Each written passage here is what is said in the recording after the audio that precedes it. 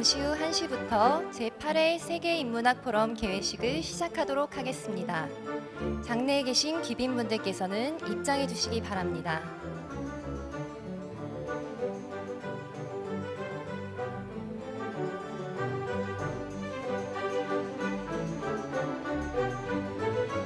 잠시 후 1시부터 제8회 세계인문학포럼 개회식을 시작하도록 하겠습니다. 장내에 계신 귀빈분들께서는 입장해 주시기 바랍니다.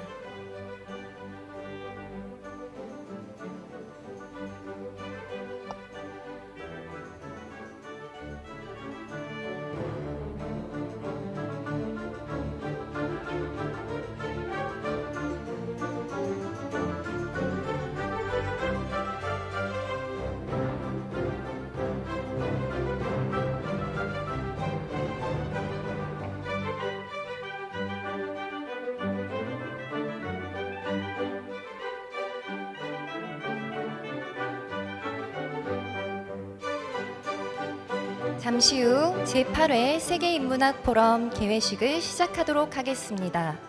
장내에 계신 귀빈분들께서는 입장해 주시기 바랍니다. 잠시 안내 말씀드립니다. 포럼의 모든 행사는 AI를 활용하여 한국어와 영어로 동시 통역이 제공됩니다. 다른 언어나 개인 이어폰을 통해 음성으로 듣기를 원하시는 분은 핸드폰으로 화면에 보이는 QR코드를 인식하신 후 사용하실 수 있습니다. 또한 원활한 행사 진행을 위해 가지고 계신 핸드폰은 진동 모드 또는 무음 모드로 설정해 주시기 바랍니다.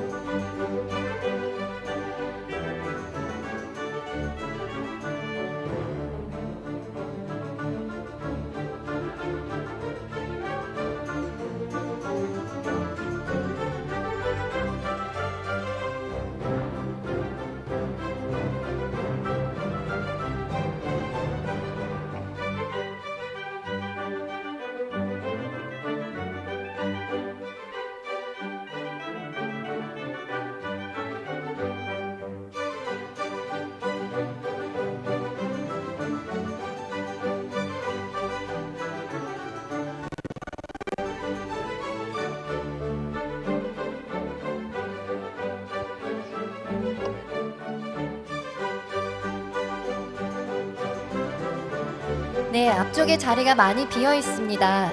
뒤쪽에 계신 분들께서는 앞쪽으로 이동해 주시면 감사드리겠습니다. 네, 앞쪽에 자리가 많이 비어 있는데요. 뒤쪽에 계신 분들께서는 앞쪽으로 이동해 주시면 감사드리겠습니다.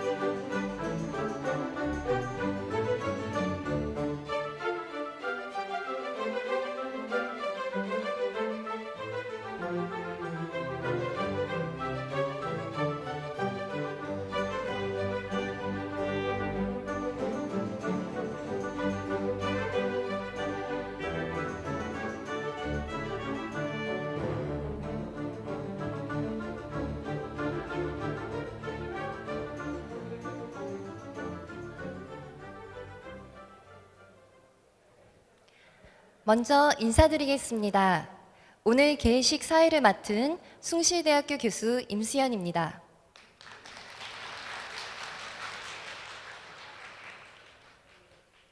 제8회 세계인문학포럼에 함께해 주신 여러분 진심으로 환영합니다. 깊어진 가을의 끝무렵 한국 유교 철학의 본원 이곳 안동에서 세계 각국의 인문학자와 귀빈 여러분들을 모시게 되어 매우 영광입니다. 먼저 첫 번째 순서로 국민의례를 하겠습니다. 모두 자리에서 일어나 정면에 국기를 향해 주시기 바랍니다.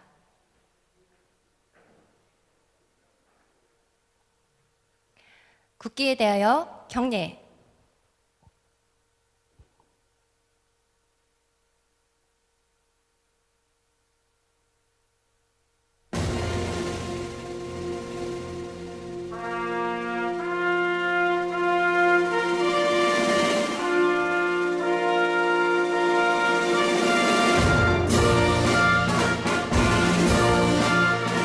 나는 자랑스러운 태극기 앞에 자유롭고 정의로운 대한민국의 무궁한 영광을 위하여 충성을 다할 것을 굳게 다짐합니다.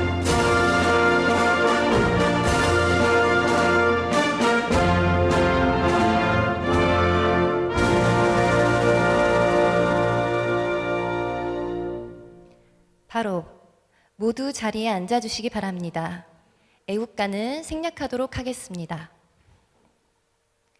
다음은 오늘 귀한 걸음 해주신 내빈분들을 소개하겠습니다. 한 분 한 분 따뜻한 박수로 환영해 주시면 감사하겠습니다.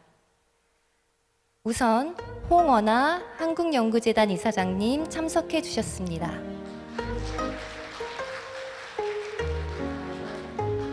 계속해서 권기창 경상북도 안동시장님 함께해 주셨습니다.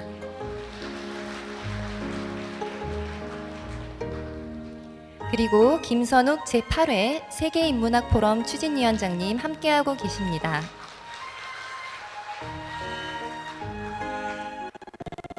그리고 피니스 찬탈랑시 유네스코 방콕사무소 사회인문과학 부장님 참석해 주셨습니다. 그 외에도 많은 분들이 자리해 주셨는데요. 시간 관계상 모두 소개드리지 못하는 점 너른 양해 부탁드립니다. 이제 본격적인 행사의 시작을 알리는 뜻깊은 시간을 갖겠습니다. 제8회 세계인문학포럼의 성공적인 개최를 위해 최선의 준비를 다해 오신 김선욱 추진위원장님을 무대 위로 모시겠습니다. 큰 박수 부탁드립니다.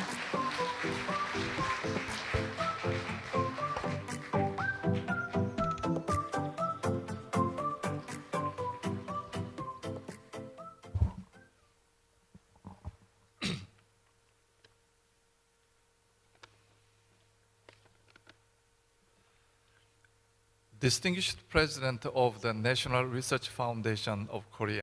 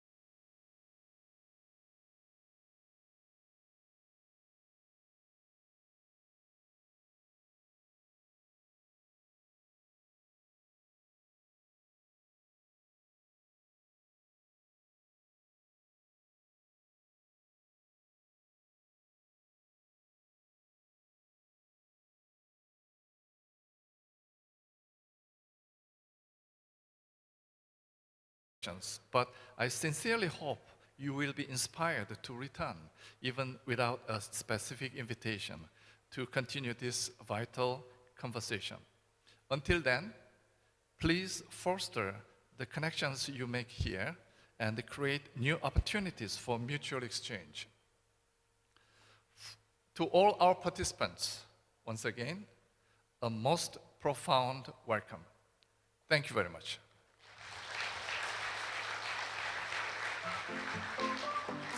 네, 이번 행사의 성공적인 개최를 위해 많은 분들이 함께해 주셨습니다. 김선욱 위원장님, 감사합니다. 다음은 제8회 세계인문학포럼의 시작을 알리는 개회사가 있겠습니다. 최교진 교육부 장관님은 교육 현장과 정책을 두루 경험하신 교육 전문가로서 우리나라 인문학 교육의 미래를 이끌어가고 계십니다. 인사 말씀은 영상으로 만나보겠습니다. 안녕하십니까. 교육부 장관 최교진입니다. 우리나라 정신문화의 뿌리이자 유구한 역사와 전통을 가진 고장 안동에서 제8회 세계인문학포럼을 개최하게 되어서 매우 기쁘게 생각합니다. 그리고 이번 포럼의 성공적인 개최를 위해 물심양면으로 애써주신 경상북도 이철우 도지사님과 권기창 안동시장님, 그리고 홍원화 한국연구재단 이사장님, 포럼을 기획하고 준비해 주신 김선욱 추진위원장님께 다시 한번 감사드립니다. 또한 기조강연을 맡아주신 모하메드 알리 벤마크룹 교수님을 비롯해서 참석해 주신 국내외 연구자 여러분 모두 뵙게 되어 매우 반갑습니다. 2011년부터 개최된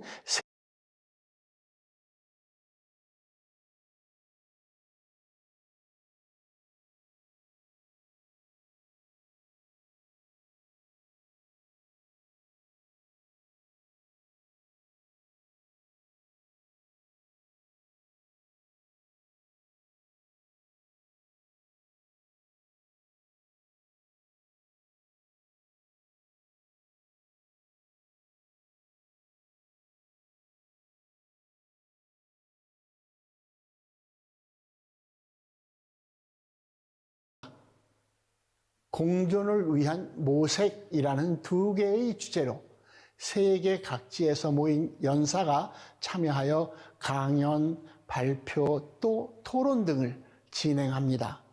세계인문학포럼이 학술 행사를 넘어 인간성에 대한 가치를 되새기면서 인문학이 열어주는 길 위에서 미래 사회의 방향성을 모색하는 논의의 장이 되기를 기대합니다. 인공지능 대전환의 시대, 인문학을 통하여 인류가 더불어 살아가기 위한 공존과 상생의 의미를 생각해 볼 수 있는 뜻깊은 시간이 되기를 바랍니다. 고맙습니다.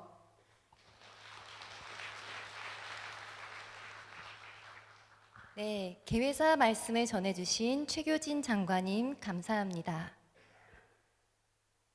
다음은 환영의 말씀을 들어보는 시간을 갖도록 하겠습니다. 먼저 홍원화 한국연구재단 이사장님의 환영사가 있겠습니다. 국가의 학술 및 인문학 진흥과 연구 역량 제고에 기여하고 계시는 홍원화 이사장님께 큰 박수 부탁드립니다.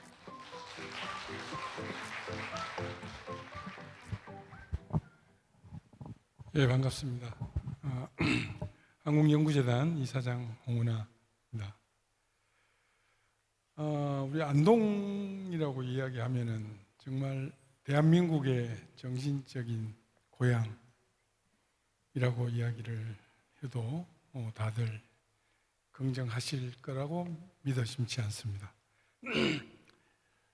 이곳 정신적인 고향 안동에서 제8회 세계인문학포럼을 위해 귀한 걸음으로 안동을 찾아주신 국내외 인문학자와 전문가 그리고 시민 여러분들께 깊은 감사의 인사를 드립니다. 특히 바쁘신 일정에도 불구하고 참석해 주신 교육부 최홍준 과장님, 그리고 금기창 안동시장님께 각별한 감사의 말씀을 전합니다. 영상으로 축하의 말씀을 보내주신 장관님, 그리고 이철우 경상북도지사님, 리리아스 프리토 유네스코 사무처장님께도 깊은 감사의 말씀을 드립니다. 또한 이번 포럼을 성공적인 개최를 위해 힘써주신 교육부, 경상북도 안동시, 그리고 함께 협력해 주신 여러 기관의 관계자분들께도 진심으로 감사의 말씀을 드립니다.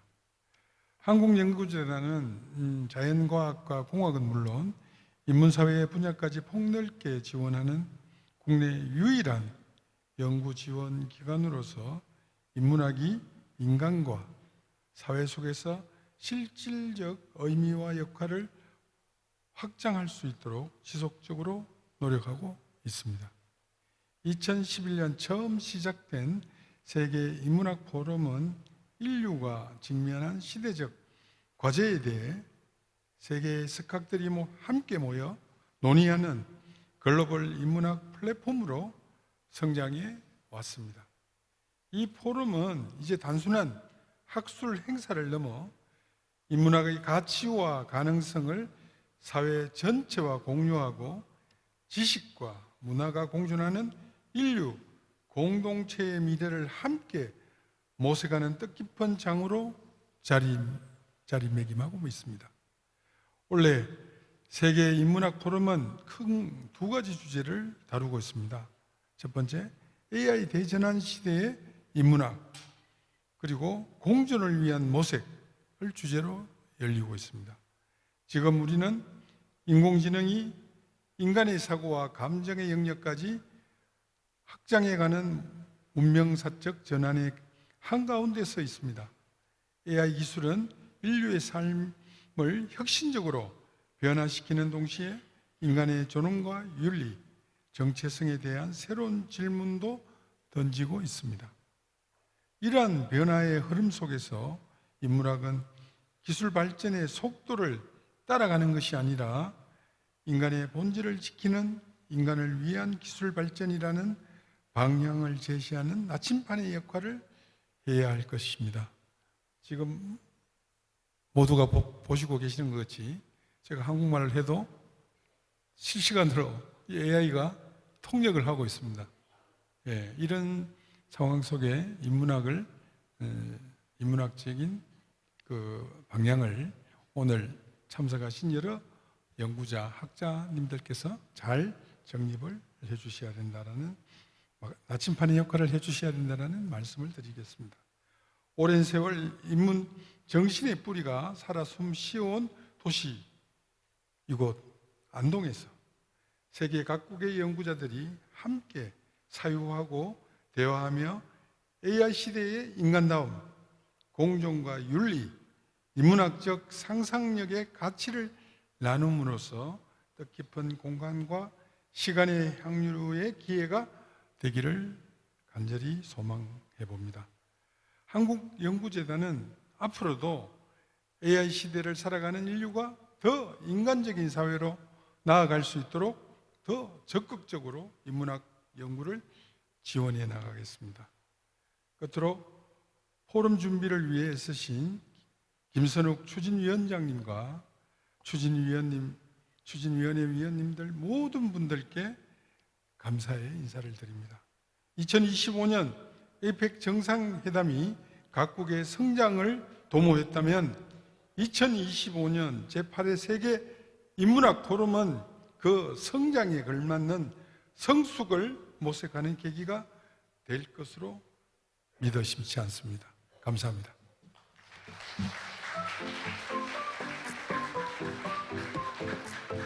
네, 이번 행사가 인문학 연구에 큰 발전이 되기를 기원합니다. 홍은아 이사장님 감사합니다. 이어서 권기창 안동시장님의 환영사가 있겠습니다. 이곳 안동은 대한민국 인문학의 중심지, 즉 정신문화의 수도로 불릴 만큼 인문학적 의미를 지닌 곳입니다. 이곳 안동에서의 포럼 유치를 위해 힘써주신 권기창 시장님께 큰 박수 부탁드립니다. 우리는 오늘 인문학 포럼을 계기로 해서 우리가 살아온 지난 일을 되돌아보고 사람 중심의 세상인 지속 가능한 미래를 모색하기 위해서 이 자리에 함께 모였습니다. 함께 해주신 모든 분들께 존경과 감사의 말씀을 드립니다. 우리 안동은 세계 속의 한국, 한국 속의 한국으로 자리매김한 한국 정신문화의 수도로서 사유와 성찰을 중심으로 하는 정신문화와 재미와 감동을 중심으로 하는 놀이문화, 그리고 이야기와 정성이 가득 담긴 음식문화가 함께 공존하는 한국 문화의 1번지입니다. 이와 같은 문화의 가장 기본은 인문학입니다. 우리 안동 출신인 태계 이황 선생님은 인문학을 실천하기 위해서 많은 노력을 하였고 그 결과 대한민국의 하늘나라의 길 위에 수많은 인문가치의 찬란한 꽃을 피웠습니다. 이제 우리는 찬란한 역사를 뒤로하고 새로운 미래로 가야만 합니다. 이와 같은 꿈을 현실로 만들기 위해서는 인문학의 중요성을 더욱더 깊이 생각을 해야만 합니다. 물질 만능주의로 인한 세계 금융위기의 반성 과정에서 세계사의 중심축이 돈과 경제를 중시하는 서양에서 사람과 인문을 중시하는 동양으로 서서히 이전하고 있습니다. 그 중심에 대한민국 안동이 있다는 것은 매우 자랑스러운 일이라고 생각합니다. 안동은 이와 같은 인문 가치를 전 세계 인류의 보편적 가치로 자리매김시키기 위해서 매년 인문가치 포럼을 개최하고 있습니다. 사람 중심의 세상을 만들어야만 우리나라는 물론 전 세계가 지속 가능한 내일로 도약할 수 있다고 생각합니다. 안동에 계시는 동안 공감과 배려의 정신이 가득 담긴 인문 정신을 마음껏 느끼시고 또한 안동의 문화도 마음껏 즐기시며 안동의 먹과 흥을 느끼고 가시기 바랍니다. 고맙습니다.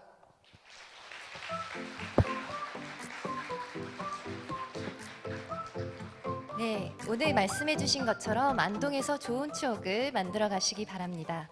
권기창 시장님 감사합니다.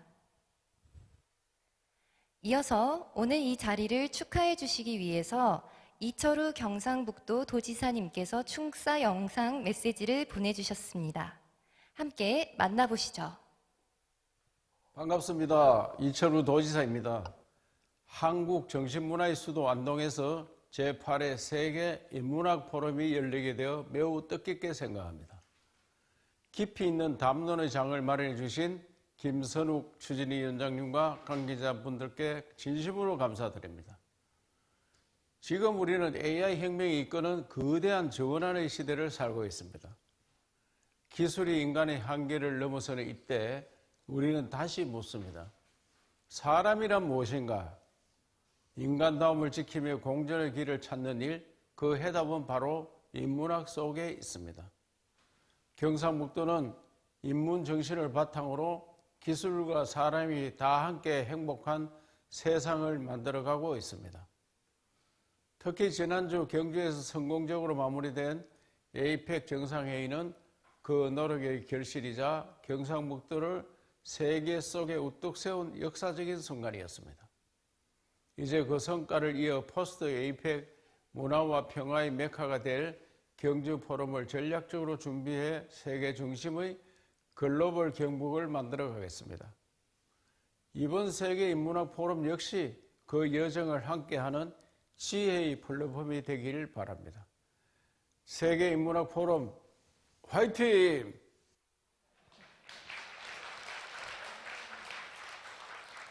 네, 축하 말씀을 해주신 이철우 도지사님 감사합니다. 계속해서 오늘 이 자리를 축하해 주시기 위해서 리디아 아서 브리토 유네스코 사무총장보님께서 축하 영상 메시지를 보내주셨습니다. 함께 만나보겠습니다.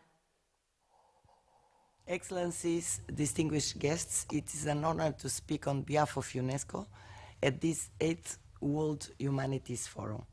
I warmly thank the Ministry of Education of the Republic of Korea, the province of Gyeongsang-buk-do, and the city of Andong for their partnership and vision. Since its creation in 2011 by UNESCO and the Republic of Korea, this forum has become a vital platform for reflecting on what it means to be human in a rapidly changing world. This year's theme, The Humanities in the Age of AI Transformation, Exploring Paths to Coexistence, is especially timely. Artificial intelligence is reshaping how we think, learn, and relate to one another.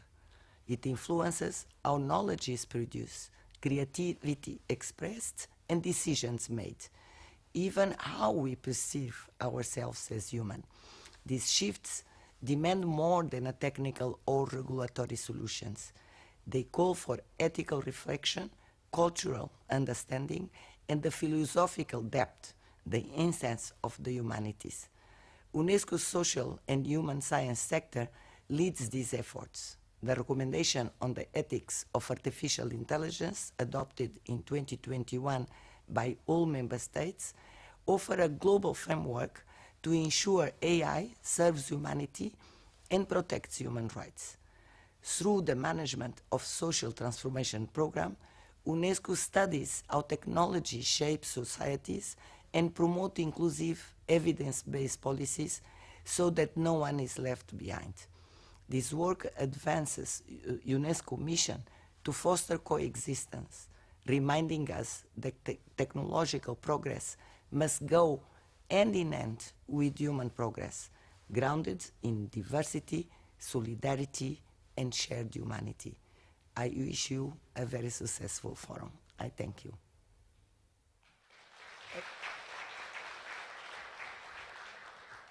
네, 축하 말씀을 해주신 리디아 아서 브리토 사무총장부님 감사합니다. 다음은 오늘 함께 해주신 분들과 기념 촬영을 진행하겠습니다.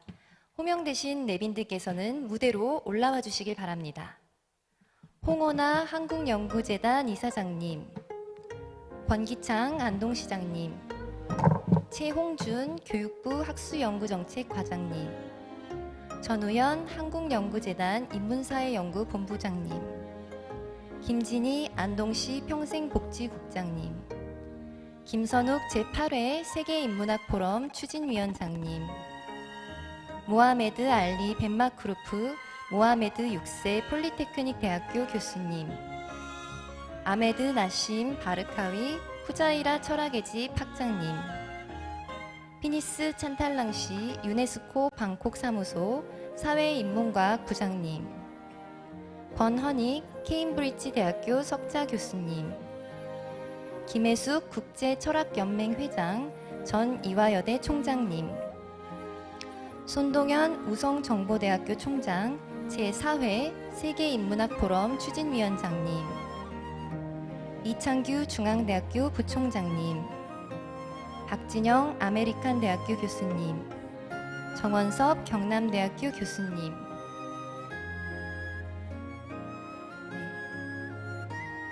안내에 따라 도열해 주시기 바랍니다.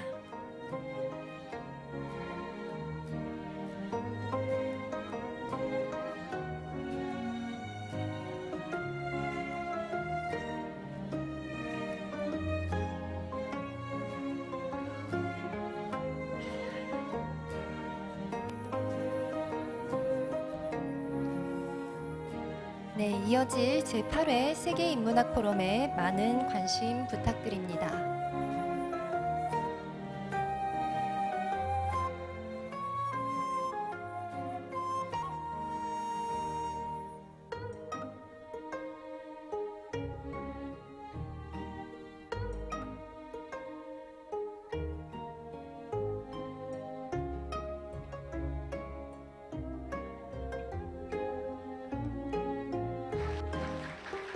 네, 큰 박수 부탁드립니다.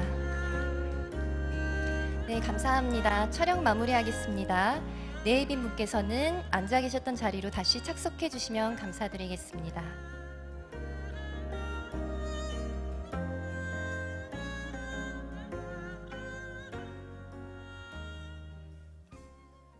네, 이상으로 제8회 세계인문학포럼의 개회식을 모두 마치도록 하겠습니다. 개회식에 함께해 주신 내빈 여러분들께 다시 한번 진심으로 감사의 말씀 전합니다.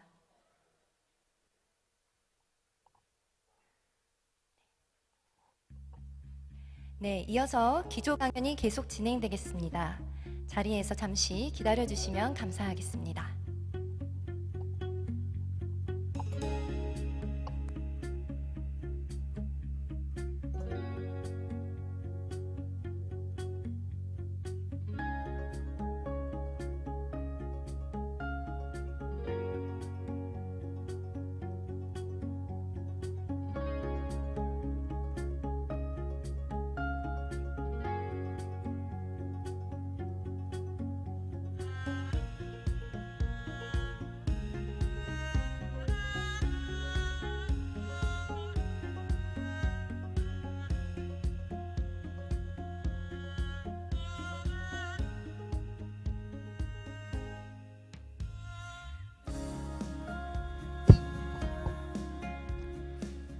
Hello everyone, I'm Sonu Kim again.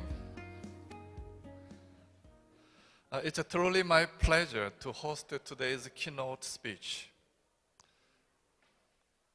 I had the opportunity to greet you during the opening ceremony. Now that the official ceremony has concluded, we can shift our full attention to the main academic content. This also allows you to move into a slightly less formal and more engaging atmosphere. I hope that's good news to you. You see what I mean? Okay, thank you. Today's keynote address is not only the very first keynote of the 8th World Humanities Forum, but it is also deeply connected with UNESCO, one of our key sponsors. That's because today's distinguished speaker, Professor Ali Ben Makhlouf, was actually nominated based on the recommendation of a UNESCO committee member who has been instrumental in helping us organize this forum. The most important host of the World Humanities Forum is the Ministry of Education of the Republic of Korea, and the Gyeongsang-Bukdo Province and the Andong City serves as our co-hosts. As the central and the local governments, they have provided the crucial financial support that has made this entire forum possible. Since this is an academic event, the public organization in Korea responsible for facilitating university-level research is the National Research Foundation of Korea. The president of the NRF, Dr. Won-Hwa Hong, is a former university professor whose academic background is in architecture. Recently, he also served as the president of Gyeongbuk National University. As I just mentioned, since Dr. Hong is an architect by training, we can certainly say he specializes in an area quite close to the humanities. As we know, architecture demands a fundamental understanding of humanity itself. Dr. Hong has shown great interest and devoted considerable attention to ensuring the success of this forum, and we believe this continued and even greater support will follow. 홍원아 이사장님 잠시 일어나셔서 한 박수 받아주시면 좋겠습니다. Could we please give a warm round of applause to President Dr. Won-Hwa Hong? Thank you. He promised a better facilitation, for the next forum. Right? Yeah. Now, it seems to have I seem to have momentarily strayed from my subject. Let's go back to UNESCO. As you heard, our keynote speaker, Professor Ali Ben Makhlouf, was recommended by UNESCO. Both the UNESCO headquarters in Paris and the Korean National Commission for UNESCO are co-sponsoring this forum. Furthermore, the commentator for Professor Ben Makhlouf's presentation, President Hye-soo Kim, is also currently working with the UNESCO to advance the development of the humanities. We also have Dr. Finis Chantalangsi. Where are you? Yeah. He holds an important position at UNESCO's Bangkok office and joining us. He is scheduled to deliver a speech tomorrow, right? Yes, on the topic of AI bias. And to further honor this keynote session, we received a congratulatory video message from Dr. Louise Oosterbeck, the president of the International Council for Philosophy and Human Sciences, CIPSH. President Hye-soo Kim was instrumental in arranging this. Since the video is wonderful, but it's a bit lengthy, so we won't screen it in the middle of this session, but we will instead play it during the break after this session concludes. I think this is where I should stop talking about our friends at UNESCO. Now, let me introduce today's keynote speaker, Professor Dr. Ali Ben Makhlouf. He is a professor at Mohammed VI Polytechnic University in Morocco, having retired from Université Paris Crétin Valdemar in France. Sorry for my terrible French pronunciation. He is also the director of the African Studies Center and an emeritus member of the Institut Universitaire de France. Sorry again. Professor Ben Makhlouf has spearheaded the philosophical dialogues connecting Europe and Asia, and the Arab world and Asia. He has authored and continues to write several philosophical books that are fundamentally rooted in Arab philosophy while addressing key aspects of Western philosophy. Now, please join me in welcoming Professor Ben Makhlouf for his keynote lecture titled Artificial Intelligence and the Challenges of Human Conversation. Please give him a big round of applause.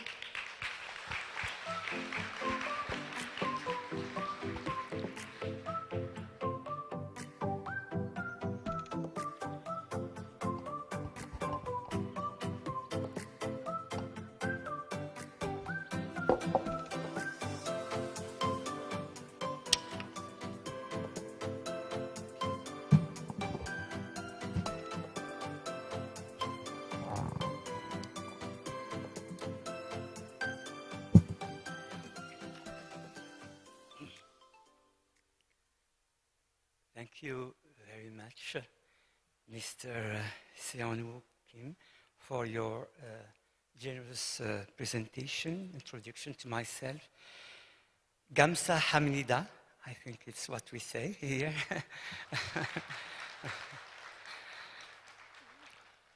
First, I would like to express my deep gratitude to the organizers of this forum, and especially to Ms. Margaret Wook, who makes everything so easy for my stay here.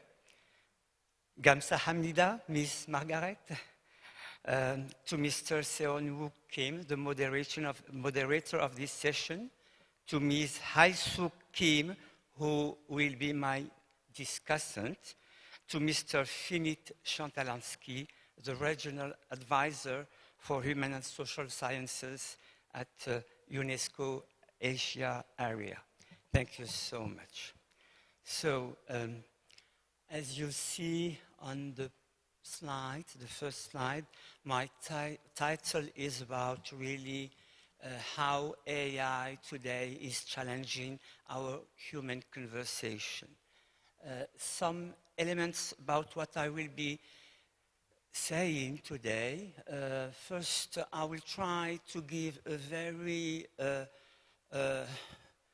let's say, general general definition of AI about learning, creating, and gaming. Then let's have a pause on the notion of data. What do we mean by this notion so frequently used? Next step will be the healthcare field, because I'm so involved in medical ethics in the university. I'm teaching to medical students. And of course, the big distinction between what we mean about, by the notion of conversation and how the difference is really deep between conversation and the paradigm of information, which is so overwhelming in AI. Then, of course, this idea of analogy between brain and machine, let's say it's the birth of the AI in the 50s. And finally, I will raise in some ethical issues as it is really one of the main elements that will be transversal during our forum. First of all, I will just say that artificial intelligence should be better described as a powerful algorithm and let aside all the question about intelligence. A powerful algorithm that uses mathematical calculation to perform certain tasks, very single, very little tasks that humans are accustomed to doing. This involves a lot of calculation, statistics, calculation, and simulation as well. It also, of course, involves massive use of what we call big data. While human intelligence from early childhood uses little data and manages to compose and create important action, AI requires a lot of data. That will be really what is the main element of all my speech today, that it is not sure that we need that much big data for learning. Little data for humanity do big things. On this subject, little and small data and big data, there is at least two very opposing ways of looking at children's learning. On one side, we may say, like Marvin Minsky in the 50s, one of the proponents of strong AI, that is to say, AI present in all areas, and that it differs really very little from human intelligence. It was Minsky's idea. He was also claiming that our mind is multi-agent society, many elements composing what we call mind, that constantly divides everything it undertakes into single tasks, and as adults, we often forget this decomposition and think that our intelligence is indivisible and spontaneous. And to him, it's really a fallacy to think that our intelligence is spontaneous. According to him, to Minsky, there is a relative amnesia about early childhood that makes us forget how we learn to build small groups, as do all the children. This lack of memory, I quote, makes us believe that all our wonderful abilities have always existed in our minds, and we never stop to wonder how they came about and developed. That's the idea, that we have completely forgotten how we, step by step, compose our mind. Following this example now of children learning, the opposite side, that of Noam Chomsky, a very famous linguist, he said that really children learn with little data and constantly create sentences in a form that cannot be reduced to what AI does.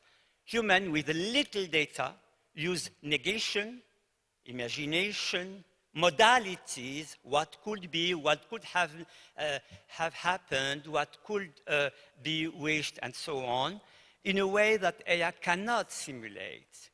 They also, according to him, children use what does not happen, what could have happened, and integrate this negative apprehension, a word from Alfred North Whitehead, into their word, thinking that they excluded, what is excluded is part of their choice.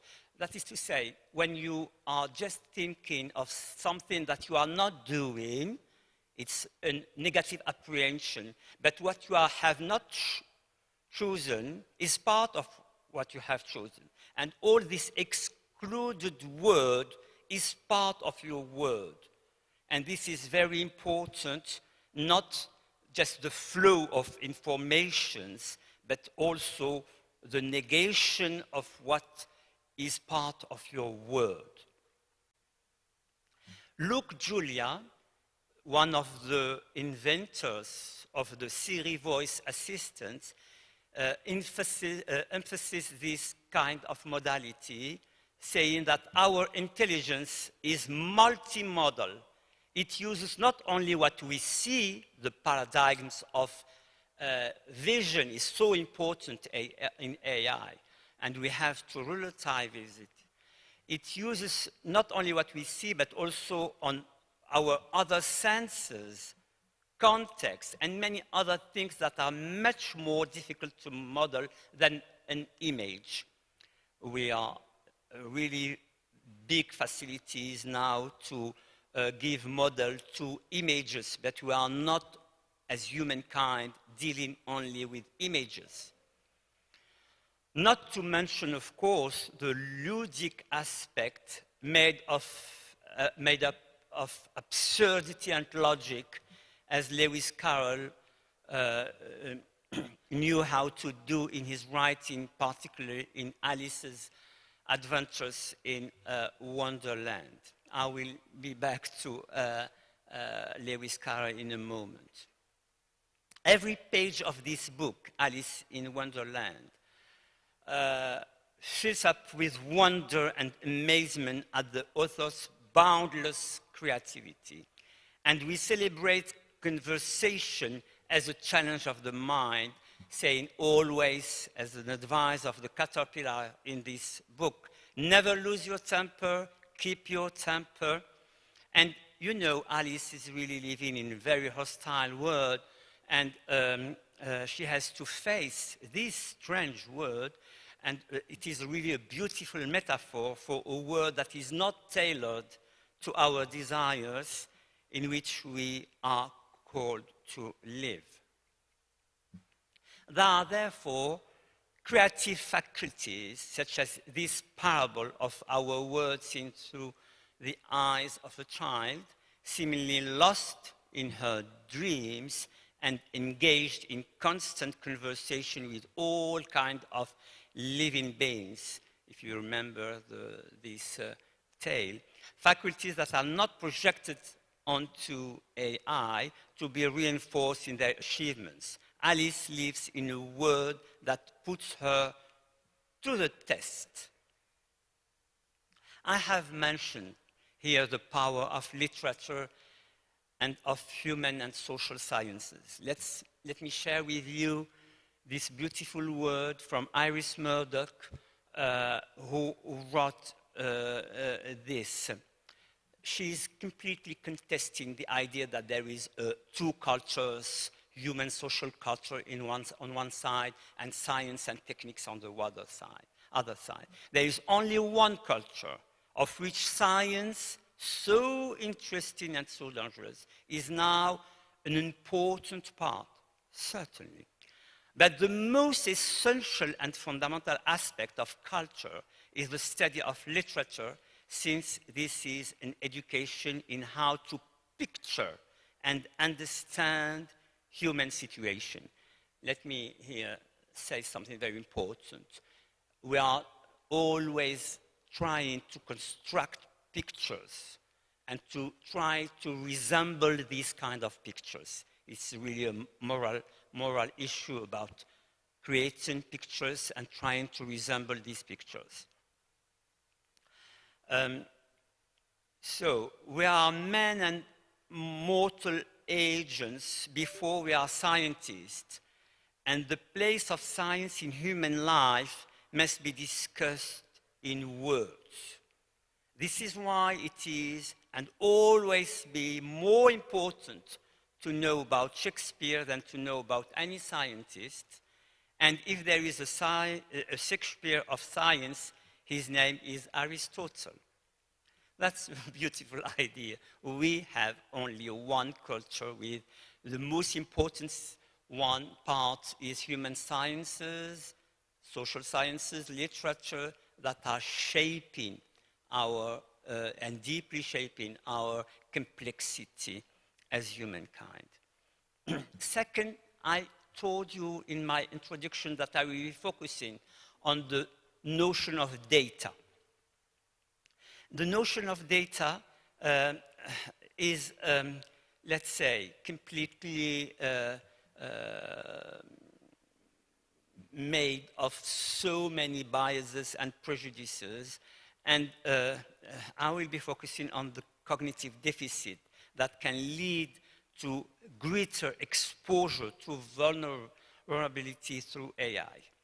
In August 2025, just 2 months ago, OpenAI acknowledged that its ChatGPT robot first was unable to converse effectively with psychologically vulnerable individuals, and also seems to want to remedy the smooth and servile nature of chatbots, which are extremely docile and say what people want to hear without offering them any criticism, just projecting our desires. We should also mention the addiction induced by chatbots, which makes users not really attentive to, but captive the conversation, isolating them from their surroundings and reinforcing their prejudices by continuously generating data. Let's pause for a moment on the word data. This word is generally used to indicate that something is imposed on us, just stubborn facts, data imposed on you, such as sensory data. You are now seeing me, I'm seeing you.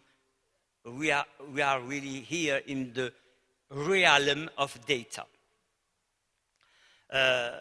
Presence sensory, what we see, what we smell, what we hear, that's really sensory data, of course.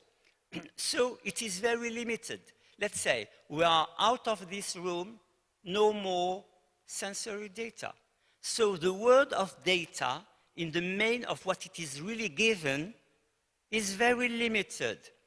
But it is generally conveyed through descriptions that tell us about a word that is not accessible to our senses. When you will be out of this hall, you will be describing what you heard, what you feel.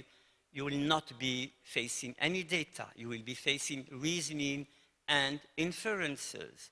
That's why the British philosopher Bertrand Russell distinguishes between knowledge by acquaintance, which is really what is present to your senses, and knowledge by description. And even on this level of sensory data, there is, of course, a background of cultural elements, and nothing is really neutral, and nothing is really physiological basis for knowledge. But in AI, data is far from being sensory, pure or neutral. In reality, it consists of inferences, that is to say, knowledge that has already been developed with biases, most often linked to interests, particularly those of the big firms that put it into service and circulation. Not only is it not data, but it is also reasoning that is biased and presented as universal and not always explicit. The massification of data also reduces attention to data content. As a result, prejudices and stereotypes are sometimes conveyed without the knowledge of data users. I quote one of the French scholars, Jean-Pierre Dubois: despite their apparent neutrality, these data, particularly data containing physiological or psychological parameters that reveal people's identities, tastes, or health status, these data can be misused for the purpose of abuse, surveillance of behavior.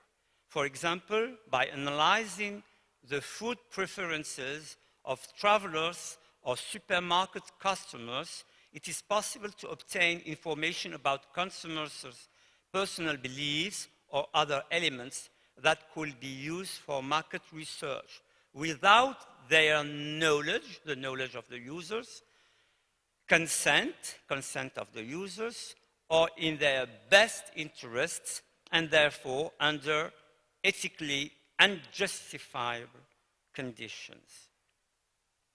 So, after this pause on the notion of data, let's explore an example about the healthcare. There are growing calls for AI algorithms to be documented in a way that allows users to understand the steps involved in their development. What are really the steps in an algorithm? Not only the result. However, companies have become accustomed to offering algorithms without revealing how they were built. Designers of these algorithms remain silent about how their algorithms work, creating tension between the need for transparency, particularly regarding the steps involved in building algorithms, and competitive issues between manufacturers. I don't want to tell really what is at stake. In the field of healthcare, how can AI be integrated into the culture of patient autonomy, which has become irreversible? Now we cannot say that the patient has to ignore completely what it is about his, her health. Everyone wants to know what it is about health. And science has become more and more involved in patients rather than just applied to patients. This culture of autonomy grants patients the right to information about their health from healthcare professionals. But it is, as I put it, still a question. Should we talk about delegating responsibility to the machine's designer, or about diluting that responsibility? Still about these algorithms applied to sciences. The World Health Organization is considering the ability of digital service providers to restrict the independence of its system through human actions. Human actions has still to supervise all what it is about these algorithms.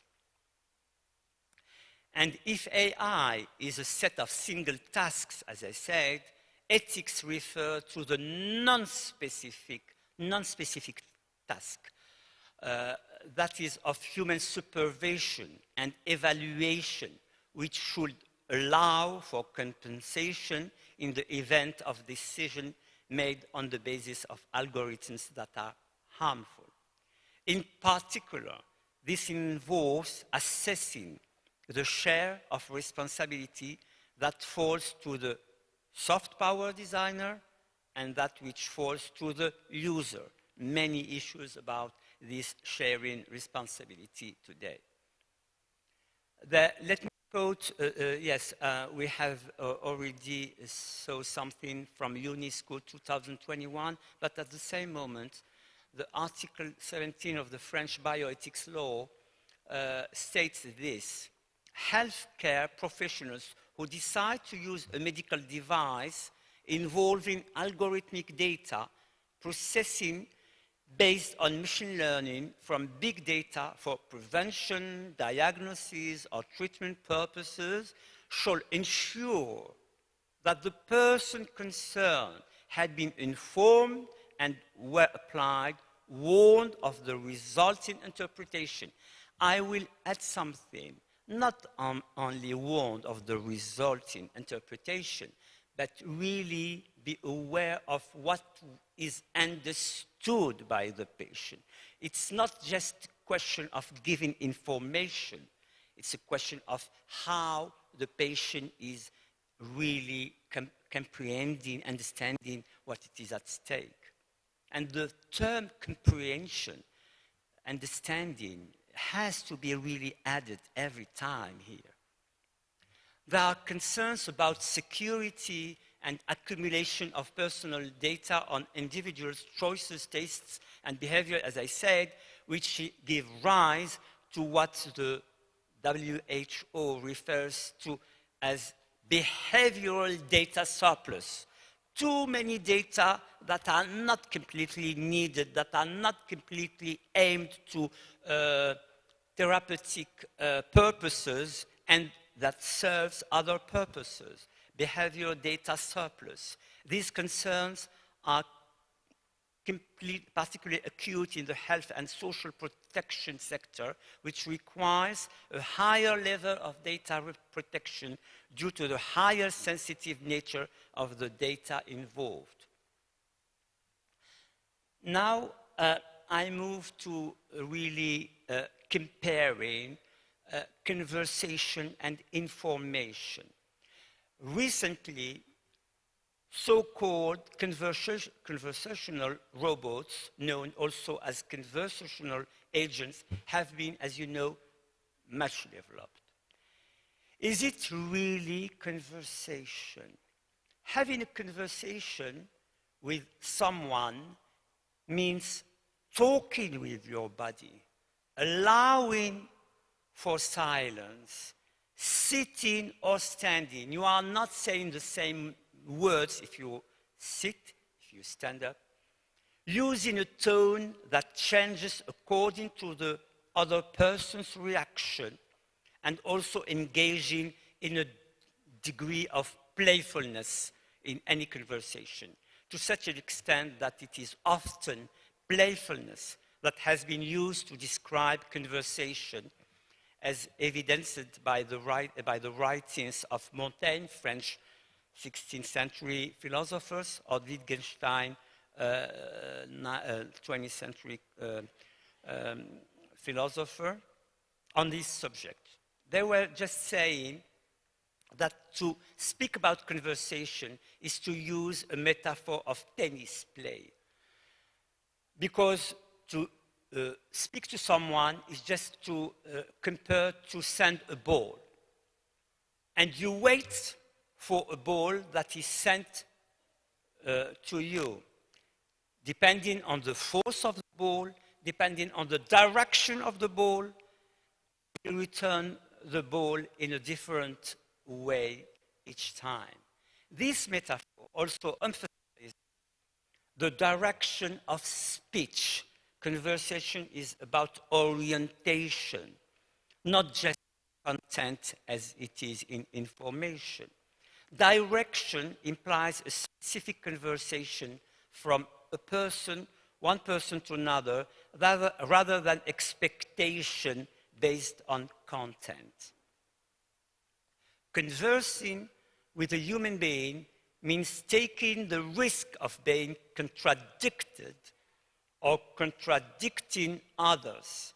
I mentioned already Alice in Wonderland. Alice tough word. She was always contradicted. Montaigne said that Socrates laughs at contradictions and even sought them out because he knew that they sharpened the mind. So much so that conversation is not conducted to learn new things, but to develop the ability to learn. It is not a matter of accumulating knowledge in the form of data. Plato took this lesson to heart, saying that education is about moving toward less. I started my talk about little data. Education is about moving toward less, not more. And consider also Lewis Carroll play on words between lesson and lesson. The lesson is to listen. Less is more. I quote the poet Robert Browning, do much less, so much less. Someone says, I know his name, no matter, so much less. Well, less is more. And you know this expression was taken up by the architect Van der Rohe in Bauhaus movement, who wanted minimalism in architecture. Less is more. Allow me to share with you on these subjects a passage from 11th century Arab philosophers, Abul Hamid al-Ghazali, died on 1111, if I may say, Common Era. His idea was to read the heart of the rust that accumulates there. Rust here meaning bad deeds. To convey this idea, he used the following story. An Arab Muslim caliph organized a painting competition between two groups, one Chinese and one from Byzantine. So he gave two sections of a wall on which to practice their art separately by a veil. When they finished, the caliph was surprised to see that the Chinese had not used any tools. They said that they had worked and that the veil could be removed to reveal their work, if I may say. Their work consisted of polishing the wall until it resembled a mirror in which the Byzantine's work was reflected. Competition became collaboration, and through their work, doing less, the Chinese magnified the work of the others. You see what the Byzantine did in the mirror, just done by the Chinese, who just polish the wall, not adding something. We are increasingly overwhelmed by a continuous flow of information that does not always have the status of validated knowledge, whereas we could take inspiration from the lessons of Plato and Chinese painter to remove everything that clutters our mind and often comes from fake news. As you know, since 2022, on social media, the amount of fake news has exceeded that of valid information. Fifth, all about what I said comes from this analogy of brain and machine. Since the middle of the 50s, the information paradigm was really overwhelming, put forward by the founders of cybernetics.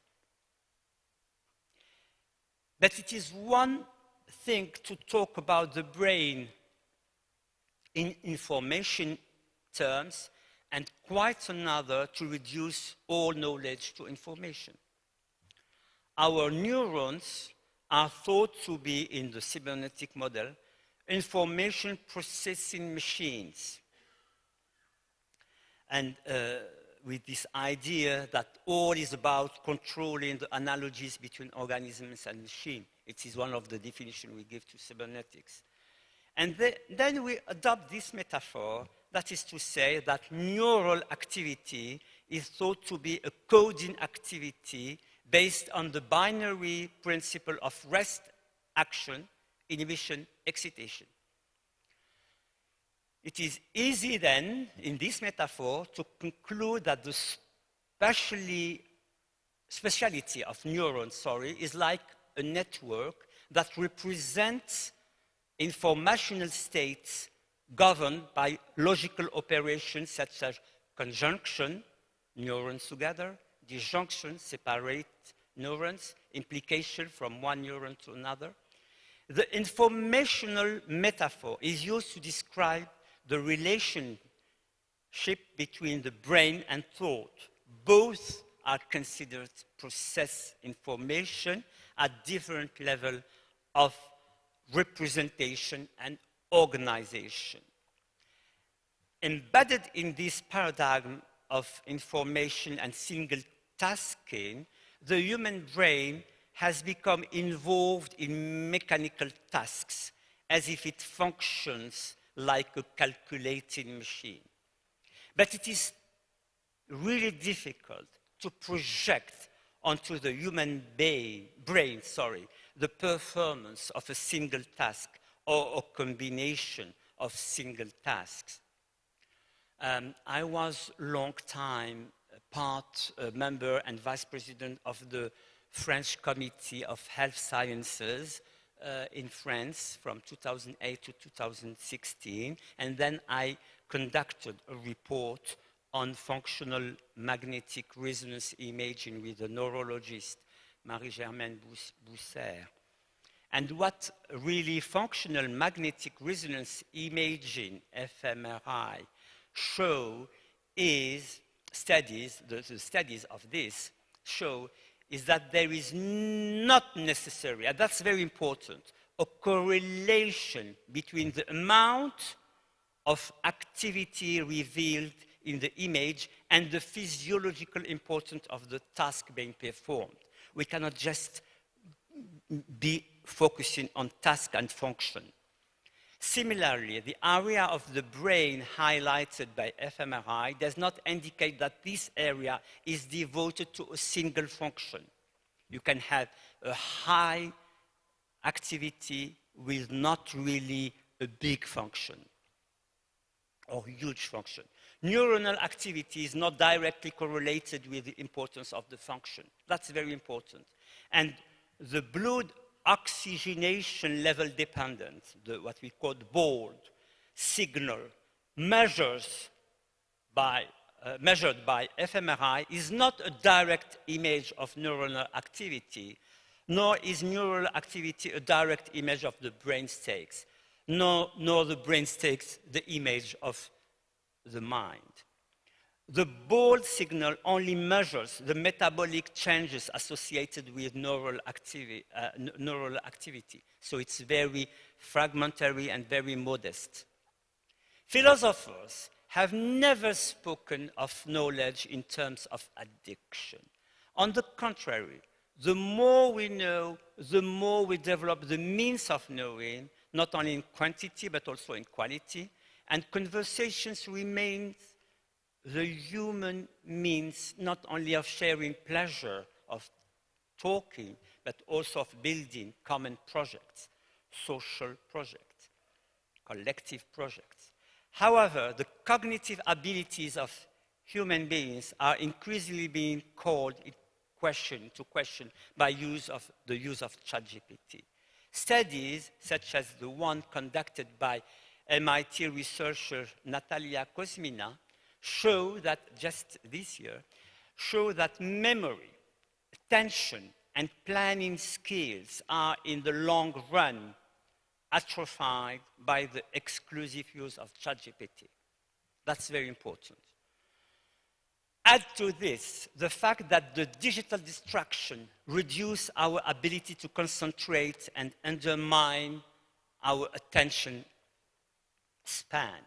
We remember less of a text written by ChatGPT than one we have written ourselves. We absorb knowledge less effectively by this way of ChatGPT. Like bees transforming marjoram into honey, humans transform what they learn into their own language or own knowledge as well. The heterogeneous becomes homogeneous. This is what is called into question by ChatGPT, which tends to standardize knowledge without making it truly universal. Finally, my last session, it's about ethical issues raised by AI, but they were present in all my talk today, my lecture. Questioning knowledge is therefore very different from consuming data. Even when that data appears to reflect controversy in the form of some people think that, others think that. If you consult ChatGPT, you will have always this kind of balance, but it's really so artificial balance. I will show you why. Professor Raja Shatila, he is a professor of artificial intelligence, robotics, and ethics at the Sorbonne in France, emphasizes this. The artificial intelligence system is not a moral agent in the philosophical sense of the term. It is a digital system which, and it is very important, does not understand the term it uses. It's pure syntax without semantics. To think that AI will be competent in matters of morality is an ontological error. He adds, ethical deliberation is not about applying rules. It is about reflecting on concrete situations, taking into account values that may be varied and at times contradictory in order to make choices.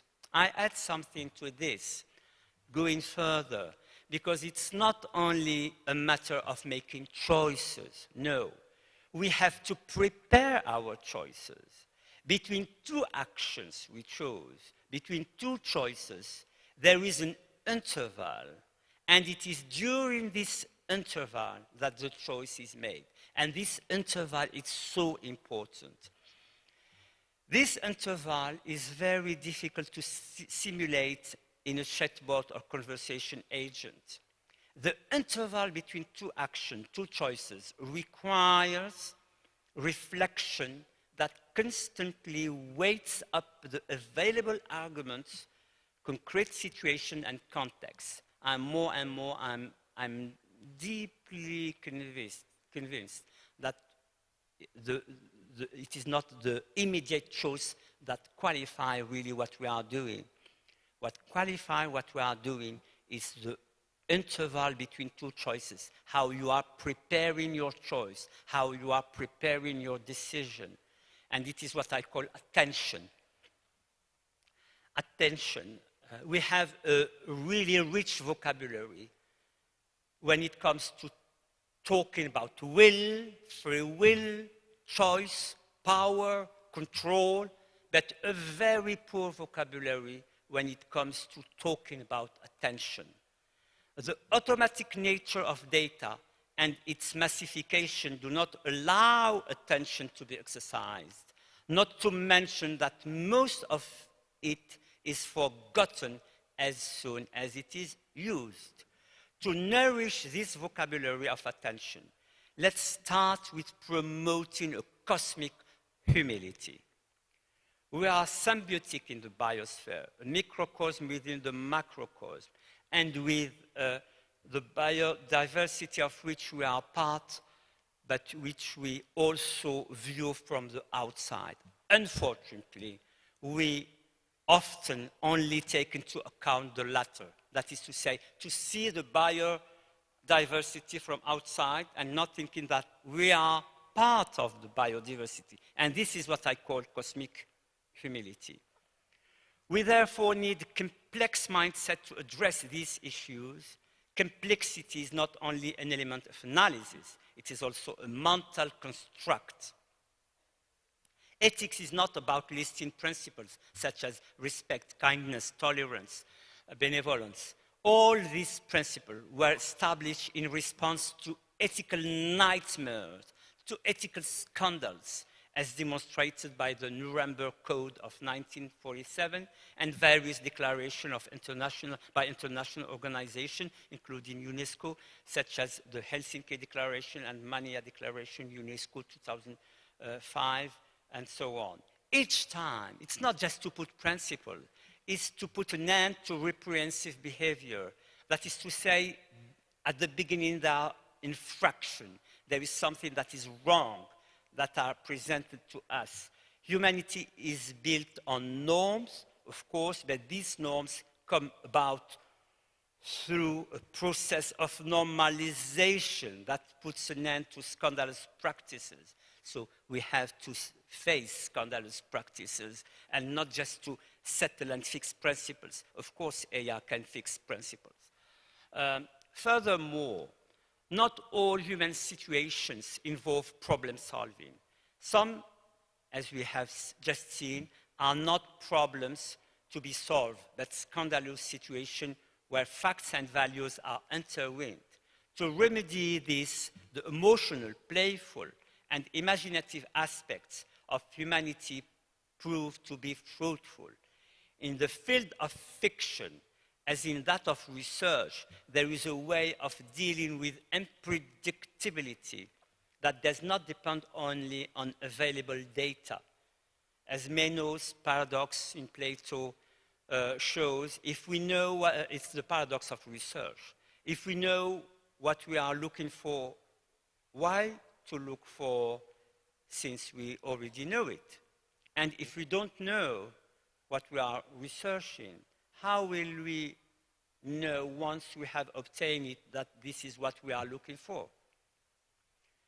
As living beings, we share with other living beings a structural ignorance about how our evolution will continue.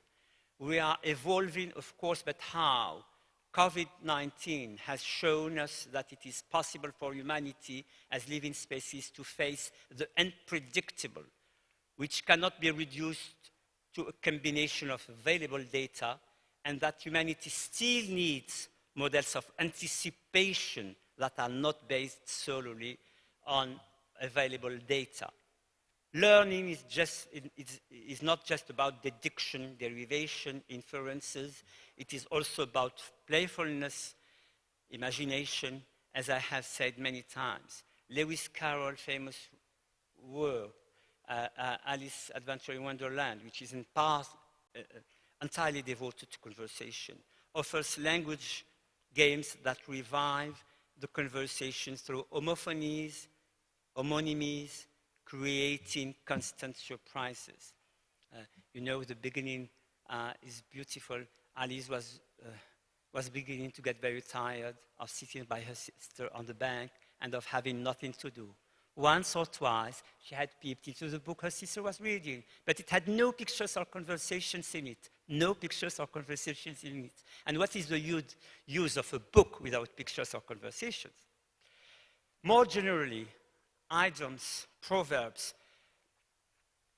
sayings, cultural sayings, which are the genius of a language and the very emblem of the untranslatable, can certainly be stored in a database, but the elements themselves are constantly changing according to the speakers, as the anthropologist Jack Goody shows in his analysis of the Bagre myth in Ghana.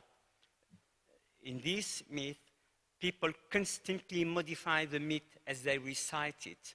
There is therefore an element of unpredictability. And this is my last sentence quoting the creator of Siri Assistant.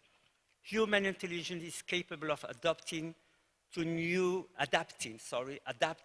situations and inventing without having been specially or specifically prepared to a particular situation. Machines, on the other hand, need to have seen a similar case before. Thank you. Thank you so much for your wonderful and insightful lecture. Now it is time for us to invite our distinguished commentator to the stage, Professor Hye-suk Kim. President Kim is currently serving as the 25th President of International Federation of Philosophical Societies, FISP. She is also a Professor Emeritus in the Department of Philosophy at Ewha Women's University, which is located in Seoul, Korea. She served there as the 16th University President. One truly remarkable point about President Kim is that the events leading up to her presidency at Ewha University marked the beginning of a significant positive political change here in Korea. In that process, she became the first president of the university to be elected through a direct vote by the entire university community. President Kim has also served as the president of the Korean Philosophical Association and had played vital roles in organizations like the International Association for Philosophy and Literature and the International Association of Women in Philosophy. She was elected as the president of FISP last year. I should mention that at that time, I was the president of the Korean Philosophical Association, which was one of the several associations that recommended her for the role. However, it was not the Korean Philosophical Association that took the initiative in her campaign. Rather, it was an international association of women in philosophy, primarily based in Europe. That spearheaded the efforts. This simply goes to show that President Kim is an internationally recognized and well-supported intellectual leader. Today, she is truly at the forefront of advancing the humanities globally. Now, without further ado, let's welcome President Hye-suk Kim to share her commentary. Please give her a warm round of applause. Thank you for a very kind introduction, Professor Kim. 저는 여기 오디언스 대부분이 한국 분들이기 때문에 토론을 한국어로 준비를 했습니다. 그리고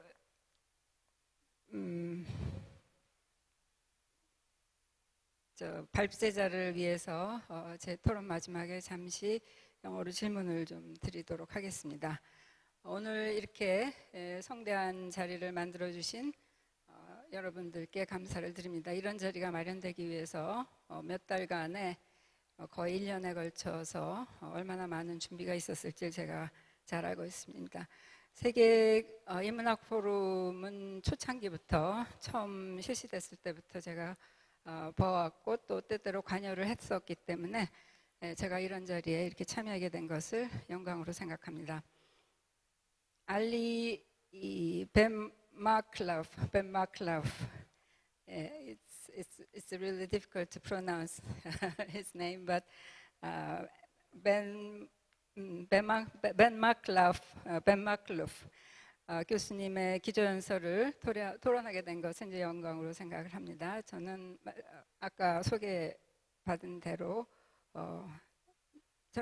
이화여대 철학과 명예교수로 재직이 아니죠. 명예교수인 김혜숙입니다.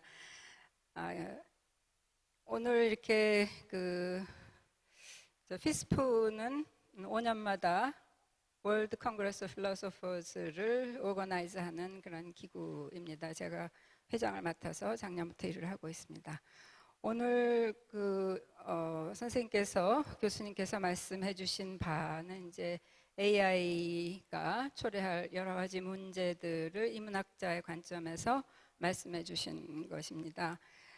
오늘 우리가 이렇게 주제하다시피 2022년 11월에 챗GPT가 나왔는데 얼마 되지도 않은 시기에 지금 AI로 인해서 벌어지고 있는 여러 가지 상황들이 정말 놀라울 정도로 여겨집니다. 이제 아날로그 시대로부터 디지털 시대로의 전환은 이제 불가피한 그런 전환으로 보입니다. 제가 제 기억에 남아있는 변화의 시작은 박사학위 논문 쓸 당시에 1986년 뭐 이 정도 되는 것 같습니다. 그때 처음 경험한 멍텅구리 컴퓨터였습니다. 그건 인터넷이 연결이 안 되고 그냥 편집과 이런 것만 자유롭게 할 수 있는 그 컴퓨터와 모뎀이었는데 그거에서만도 굉장한 감격을 맛보았습니다. 근데 이메일, 핸드폰, 인터넷 등장은 제 그 대학 강의 그 경력의 그 과정 안에서 굉장히 많은 그 강의 방식과 내용을 바꾸게 하였습니다. 이제 인공지능의 진화 앞에서 인간은 양가적인 감정을 느끼고 있습니다. 생명공학의 발전, 우주공학의 발전, 정보처리 기술과 미디어의 발전 앞에서 환호하는 이들, 유토피아를 꿈꾸는 이들이 있는가 하면 또 디스토피아를 갖다가 보는 그러한 사람들이 있습니다. AI의 아버지라고 하는 제프리 힌튼 같은 사람은 이제는 AI의 위험에 대해서 많은 강연을 다니고 있는 상황입니다. 제가 이제 저도 이제 또한 이러한 그 현상을 갖다 경외와 두려움의 시선으로 바라보게 되는데요. 오늘 선생님의 말씀을 간단하게 요약을 하자면 첫 번째로는 인공지능은 인간이 익히 해왔던 특정한 일들을 수행하기 위해 수학적 계산을 사용하여 만들어진 강력한 알고리즘이다. 유기체로서 세계에 대한 감각적 지식을 갖는 인간과 달리 인공지능은 빅데이터, 계산, 통계, 확률에 의존을 한다. 인공지능은 세계를 알지 못한다. 굉장히 아이러니죠. 우리는 세계에 관한 질문을 인공지능에게 하는데 사실 인공지능은 오르가니즘이 아니기 때문에 컨셔스니스를 가지지 않고 데이터를 처리하는 그런 과정 안에 있는 것이기 때문에 세계를 알지 못한다. 또한 데이터 처리에 있어서 편향성을 가질 수 있고 중립성을 이룰 수 있다. 아까 데이터에 대해서 굉장히 많은 말씀을 해주셨는데 데이터의 성격이라든가 데이터의 활용 또 미스유즈, 오남용 같은 경우가 이제 발생할 수 있겠죠. 그리고 인간의 모든 정보들이 데이터화하면서 그게 정확하게 데이터화되는 것이 아니라 특정 방식으로 데이터화될 수 있고 그런 방식으로 어떤 앱스트랙션의 레벨이 자꾸 높아지고 그러면서 인간이 정확하게 인간의 삶 자체가 그걸 어떤 방식으로 이 데이터화하느냐, 캐테고라이즈 하느냐에 따라서 굉장히 달라질 수 있는 그런 이제 근본적인 문제를 가지고 있습니다. 그래서 이런 그 기술 디자이너들, 소프트웨어 디자이너들은 데이터의 수학적, 논리적 처리에 관심을 줄 뿐 그 내용에는 관심을 갖지 않는다. 또한 인공지능을 사용한 학생들은 주의력, 비판적 능력, 자유의지가 위축될 수 있다. 다음에 두 번째로는 대화의 본질이 무엇인가라는 그 중요한 질문을 던지고 있으십니다. 대화에서는 맥락적인 파악과 이해가 매우 중요하다. 침묵조차도 매우 중요한 의미를 전달할 수가 있다. 수학화할 수 없는 것들의 영역에서 발생하는 일에 관심을 가져야 한다. 세 번째로는 뇌의 기능은 기계적 과정으로만 설명될 수 없다. 뇌의 한 부분은 다양한 기능을 수행하는 데 쓰일 수 있다. 뇌의 기능은 우리가 기계로 분석하는 것보다 더 복잡하다. 인간의 알미나 대화는 단순한 과정이 아니다. 그것은 대화하는 즐거움뿐만 아니라 그걸 통해서 우리는 공동의 프로젝트도 만들 수 있고 또 우리 자신과 세계를 변화시킬 수도 있는 것이기 때문에 이 대화가 가지고 있는 것이 이제 우리가 인공지능하고 대화할 때 상황하고는 굉장히 다르다는 것이죠. 배움에 있어서 인공지능을 사용하는 것은 인간의 중요한 정신기능, 즉 기억, 주의, 기획력, 자발적, 비판적 사고 능력을 위축시킬 수 있다. 이건 벌써 학생들 대상 연구에서 나타나고 있다고 말씀을 하십니다. 네 번째로 안다는 것은 데이터를 소비하는 것과는 다르다. AI is a digital system, not a moral agent라는 그 표현이 굉장히 압축적으로 잘 표현을 해주고 있는 것 같은데 에이전트가 되기 위해서, 에이전시가 발동하기 위해서는 어떤 결단하고 의지하고 하는 주체가 필요한데 AI는 그런 주체성을 갖지 못한다는 거죠. 그래서 주의를 기울이는 것, 잠시 말하지 않고 심사숙고하는 것, 이러한 인간적 특성들은 기계적으로 구현하는 것이 거의 불가능하다. 인간이 판단을 할 때, 윤리적 판단을 할 때 단순히 원칙을 나열하거나 연역을 하는 것이 아니라 인간이 가지고 있는 특성들을 반영해서요. 거기에는 여러 가지 욕구니 지향이니 굉장히 많은 것들이 개입될 수 있는데 AI 경우와는 이제 이것이 다르다라는 거죠. 나치의 인체 실험 재판에서 나온 뉘른베르크 코드나 비윤리적 인체 대상 실험에 관하여 세계 의학 협회에 의해서 주도된 헬싱키 선언, 또 마닐라 선언 이런 것들이 보여주는 것들을 보면 인간의 상황이 문제 해결로 항상 모아지는 것만 아니다. 이런 문제들이 발생했을 때 우리가 어떤 문제를 해결할 수 있겠습니까? 이런 역사적 사실들은 우리가 해결해야 되는 것들이 아니라 사실과 가치가 얽혀있는 참담한 상황들인데, 이런 것들을 치유하기 위해서는 인간성의 감정적이고 유희적인 상상적 측면들이 유용함이 증명되었다. 앨리스 인 더 원더랜드라고 하는 그 작품의 예를 통해서 이런 상상적 측면, 유희적 측면, 언어가 가지고 있는 혹은 대화가 가지고 있는 이런 것들을 말씀해 주셨습니다. 그래서 인간이 대면하고 있는 이 불확실성에서 알 수 없는 이런 것들 중에서 인간이 과연 무엇을 배울 수 있을 것인가. 배움은 단순한 연역의 과정이 아니다. 이것은 유희이기도 하다. 여기서는 대화와 언어 게임이 굉장히 중요하다. 그래서 관용어, 속담, 혹은 우리가 하는 농담이니 이런 것들은 번역 불가능한 것으로서 AI라고 하는 알고리즘으로 표준화될 수가 없는 그러한 것이라는 겁니다. 그래서 이 교수님은 인공지능과 달리 인간의 지능은 맥락을 이해하고 상상과 놀이를 통해서 배운다는 것, 진정한 대화는 상호작용으로서 여기에는 침묵, 경청하고 주목하는 태도, 숙고, 성찰, 그것을 위한 잠시 뜸들이기, 아까 인터벌에 대한 말씀을 하셨는데 뜸들이기 같은 것이 들어오는데, 이런 것들은 수학적, 기계적, 계산적으로 구현하기 불가능하다는 것입니다. 불가능성은 이러한 것들의 알고리즘을 만들기 어렵다는 것뿐만 아니라 이 화자에 따라서 말하는 경우마다 지금 얘기할 때 다르고 컨텍스트가 달라지면 또 다른 의미를 갖고 하는 그런 종류의 매 경우가 다르기 때문에 이걸 표준화하는 일은 거의 불가능하다는 겁니다. 인간은 이런 예측 불가능한 상황에 대해서 새로운 의미를 만들고 웃음을 만들 수 있지만 기계는 그럴 수가 없다는 겁니다. 그래서 인공지능의 한계와 인공지능이 할 수 없는 것들에 관해서는 이상이 이 선생님이 말씀하신 대체적인 요지라고 생각됩니다. 인공지능이 할 수 없는 것들은 이외에도 굉장히 많을 것입니다. 저는 토론자로서는 이러한 인문학자로서 또 이런 인공지능의 한계에 관한 것이 아니라 조금 다른 측면에서 저는 하나의 코멘트를 좀 해보고 싶습니다. 물론 나중에 질문을 하나 말씀을 드리도록은 하겠습논니다만은, 이 인문학자로서 베마클러프 교수님의 논의에 반대할 사람 많지 않을 것입니다. 머지않아 나오게 될 것이라고 하는 범용 인공지능도 인간이 의도한 바의 일을 유능하게 처리하거나 상황에 대처하는데 탁월한 기능을 발휘할 수 있다고 해도 인간 대화에서 발생하는 미세한 의미 전달과 섬세한 소통의 색깔들을 구현할 수 있을지는 의문입니다. 이것은 우리가 아무리 많은 데이터를 모은다고 해도 학습 기반 인공지능으로는 결코 구현할 수 없을 것이라고 생각을 합니다. 그런데 또 생각을 해보면 이 세상에 존재하는 모든 문학과 모든 예술 작품을 읽고 보고 한 인공지능에게 어떤 물음을 물었을 때 마치 인간 대화자처럼 인간과 대화하고 소통할 수는 있지 않을까, 이런 생각을 해봅니다.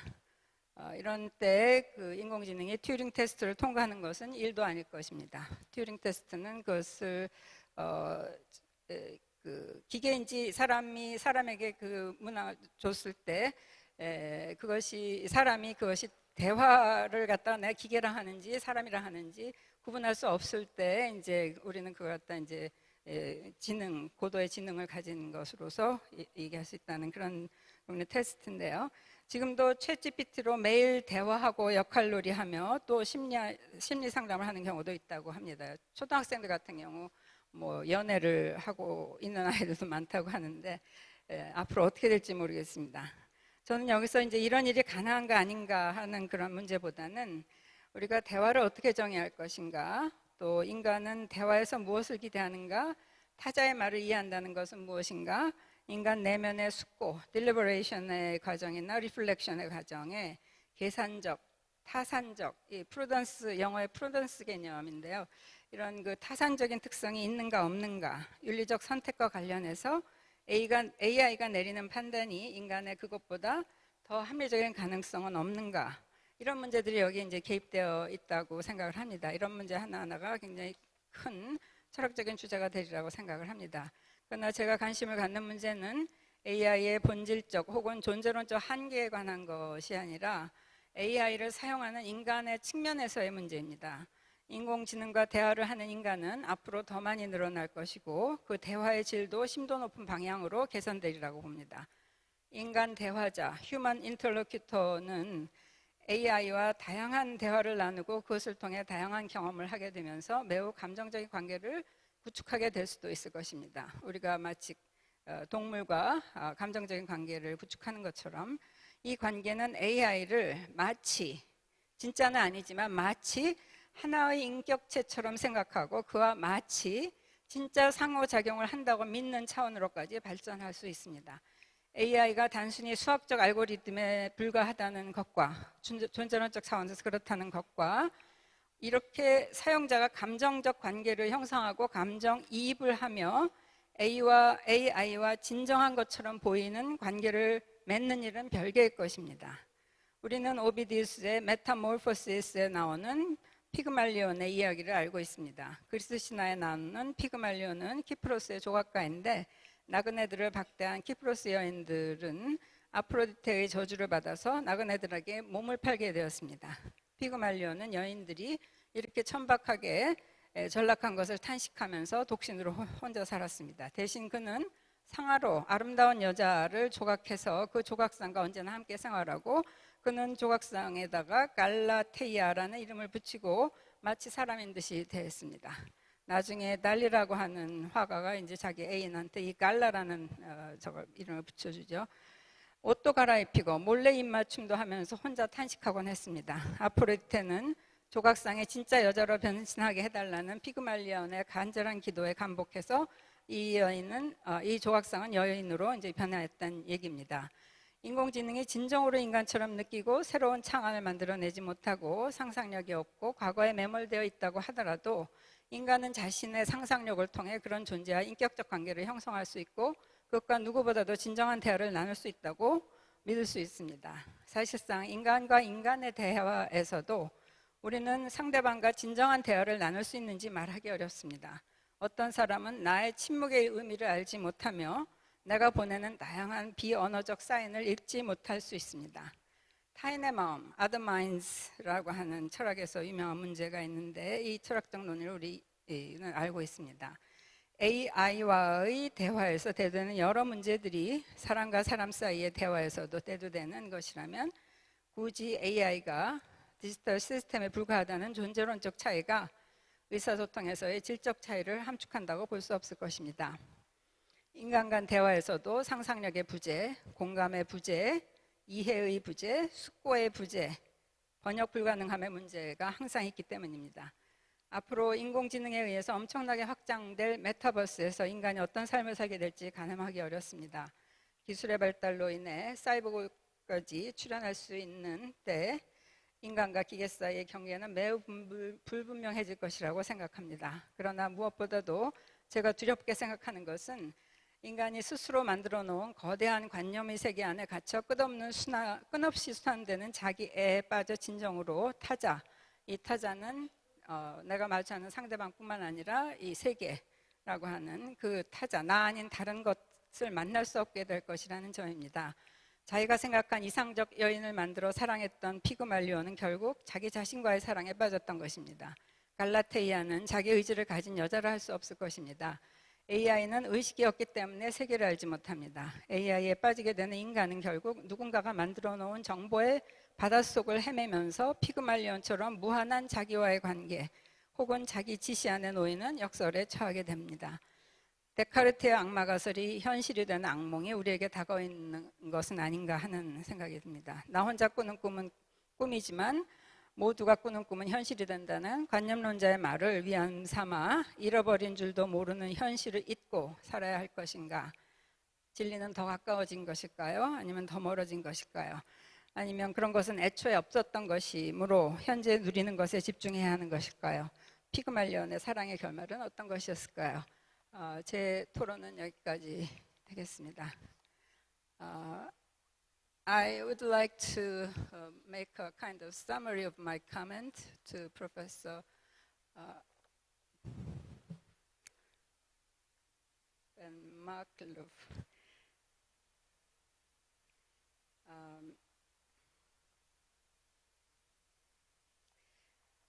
We are witnessing the upsurge of AI. We cannot but accept the existence of AI. And you talk a lot about the limit of AI and the difference between the artificial intelligence and human intelligence. But I think it's a kind of complementary. The two kinds of intelligence are complementary, not exclusive one. We cannot choose between the two. We have to get along with AI. AI appeared in 2022. It's only 3 years since we witnessed the first appearance of AI, ChatGPT, but many things have changed. So I think, what do you think about the future relations between AI and human beings? And my comment focused on the human side, human experience of AI, human use of AI, and the problem of self-reference and continuing, or the perennial problem of self-knowledge. We are indulged into the machine we created. The data is already something we created in our experiences, and AI is living with that data. So we are always dealing with that, with human products. So we are perpetually cycling on the data we created. So that's a problem. So we cannot reach out to the other in its real sense. The other includes the other person I'm talking to, or the other things, or that consist of the world. So that would be my question and comment. Thank you. Well, thank you so much for your mind-provoking comments. We originally planned to set some seats here, but we changed our schedule because we are a bit behind in time. So why don't you go back your seat, and then I'm going to invite Dr. Ben Markloff to the podium, and then I'm going to ask him to give us his response to her comments. And then I'm going to collect some questions from you on the floor, and then we will conclude at 3:15. So we have altogether like 15 minutes, so please be prepared for your questions. Yes, please. Yes, thank you. Thank you so much, Ms. Haisuk, for your comments, very fruitful comments. I totally agree with you when you are mentioning this idea of complementary between human and AI. Of course, there is, as you know, what we call now cobotic, collaboration robotic. And cobotic is just this idea that there is a kind of collaboration between humankind and robots and to a certain extent algorithms.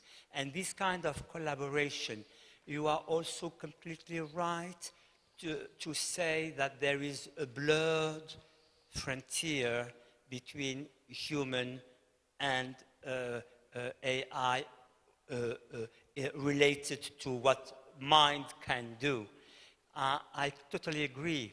I totally agree also with what you said about the evolution. That is to say, AI is a very little child. That is to say, we have not this centuries and centuries evolution of the humanity. There is not centuries of evolution of AI, so there is a kind of difficulty to say AI cannot do this or cannot do that.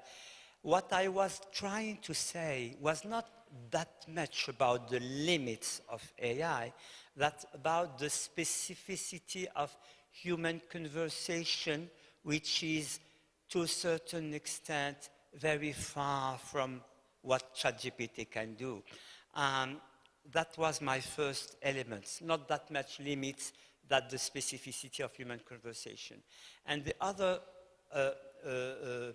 elements you emphasize on it, and I think we share this idea that to make place to silence in conversation and to make place to imagination, it's very important, and I'm still wondering what could be the place of science in AI, because I was also mentioning this important value of little data, of really small and putting less lesson things about the lesson, as Lewis Carroll was saying, as well as Plato.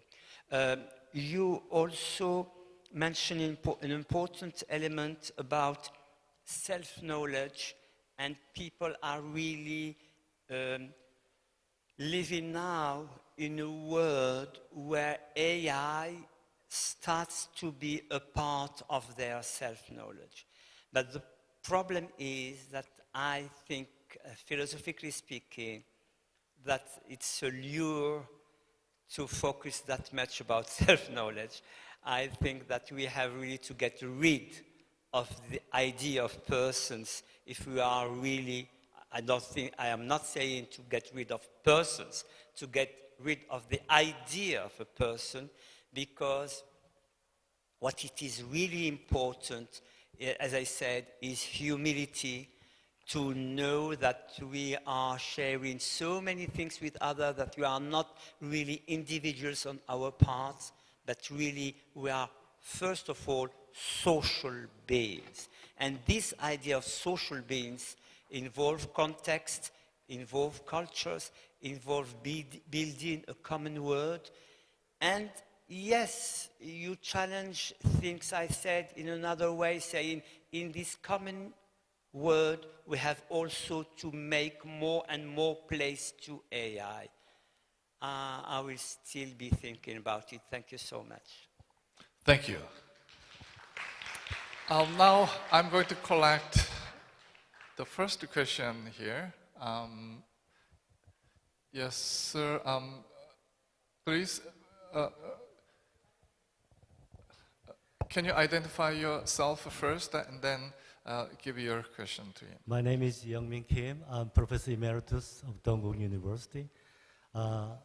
Thank you so much for your provocative, at the same time very knowledgeable information, also insightful kind of the understanding of the AI in relation to the contemporary, rapidly progressive kind of the world changing phenomenon.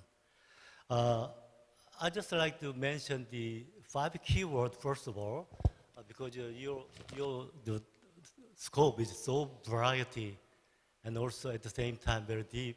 And I would like to mention the database, or first of all, data, and second, the attention, and then third, less is more, and fourth, the unpredictability, and then fifth is kind of questioning. This is kind of the key word for my question, but I don't want to spend too much time upon this kind of questioning. First of all, the data. I think the AI is dealing with so big, I mean, the undescribably bigger and bigger. Daily, it's becoming bigger and bigger. The small data, the big data. I think according to digital humanities people, there are 2 different or 3 different kind of the database, like the structured data or unstructured data, or in the meantime, semi-structured. So I think the AI is dealing with even the unstructured database. It's so huge. It's not structured yet, but it's still data. It's growing. Every day, social media is full of so much different kind of the growing database. So this is the nature of data. So how can you get access to the data? Previously, we didn't know. During the pandemic, a lot of people were using this kind of how to handle the big data. So now, here we are. So I think that's the nature of the database. But second of all, attention. As you mentioned very insightfully about the meaning of attention. I think I still remember Catherine Hales was talking about the attention in a different. I think there are a lot of people from the literature. I'm from the English literature, but I mean actually the literature based upon after Frank Moretti is creating some idea, not creating but renovating a lot of idea of the less is more kind of idea, and in terms of the how do we deal with all the big database of the literature, so many data. So how can you deal with this data? And then if you use the distant reading and close reading, a lot of people, I studied with the close reading, each individual poem, and then collective the database of all one author, or maybe later we have a huge number of the other related modernism, postmodernism, and contemporary period. So this is really the nature of world literature database. And then we don't know how to handle this one. So the way we can do is kind of dealing with AI is doing this. This is my understanding. Finally, well, can we start here because we need some time to hear from Dr. Marklov. Okay. So finally, I think we have only like 5 minutes for answer. So unpredictability. I think AI is growingly understand the nature of unpredictability. If you ask a simple question, he answers a simple way. If you ask the very sophisticated question, he's answering that. So this is dangerous, at the same time, very remarkable achievement of the AI. So I just want to find out how you answer. Sorry that I spent too much time. Well, thank you so much for your question. Actually, Professor Kim is a very famous and renowned scholar in Korea, so you need to be very careful in answering his question. So very briefly, you're right on this distinction between structured data and unstructured data. I didn't focus my topic on this element. And now you're right, we have to make things more precise and not only speak about big data, but also about structured and unstructured data. And we are facing so many unstructured data with the problem of license that is not given to so many data that are shared. Let's say if I just put on the website that there were so many people here for this kind of, let's say, weight, or let's say how tall they are, and structured data, and I put it without your consent. You are right to focus on this element. I didn't mention it because all what I wanted to say, and it is related to your second question, it's about the learning of how children start to learn with very little data and creating so many sentences from very few data.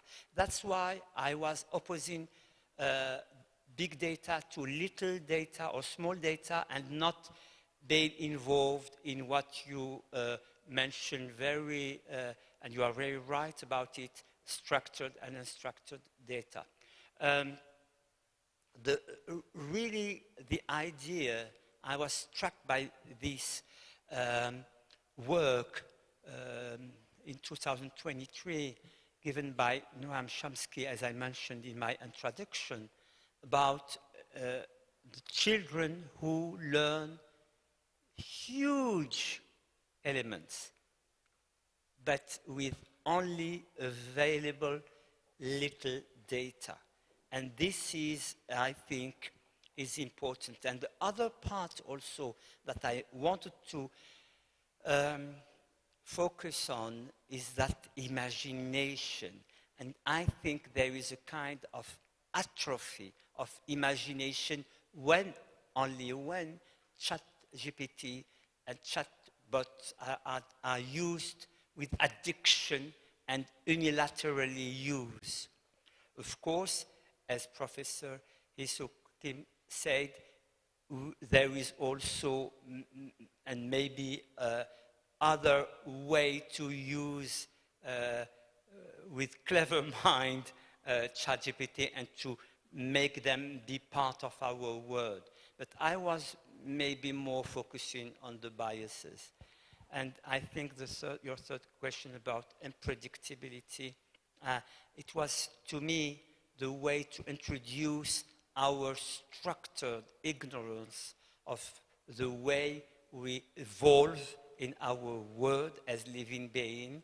And we share that with other living beings. We don't know how to evolve. We know that we evolve. We don't know how to evolve. And this leads me to promote this value of cosmic humility. Thank you.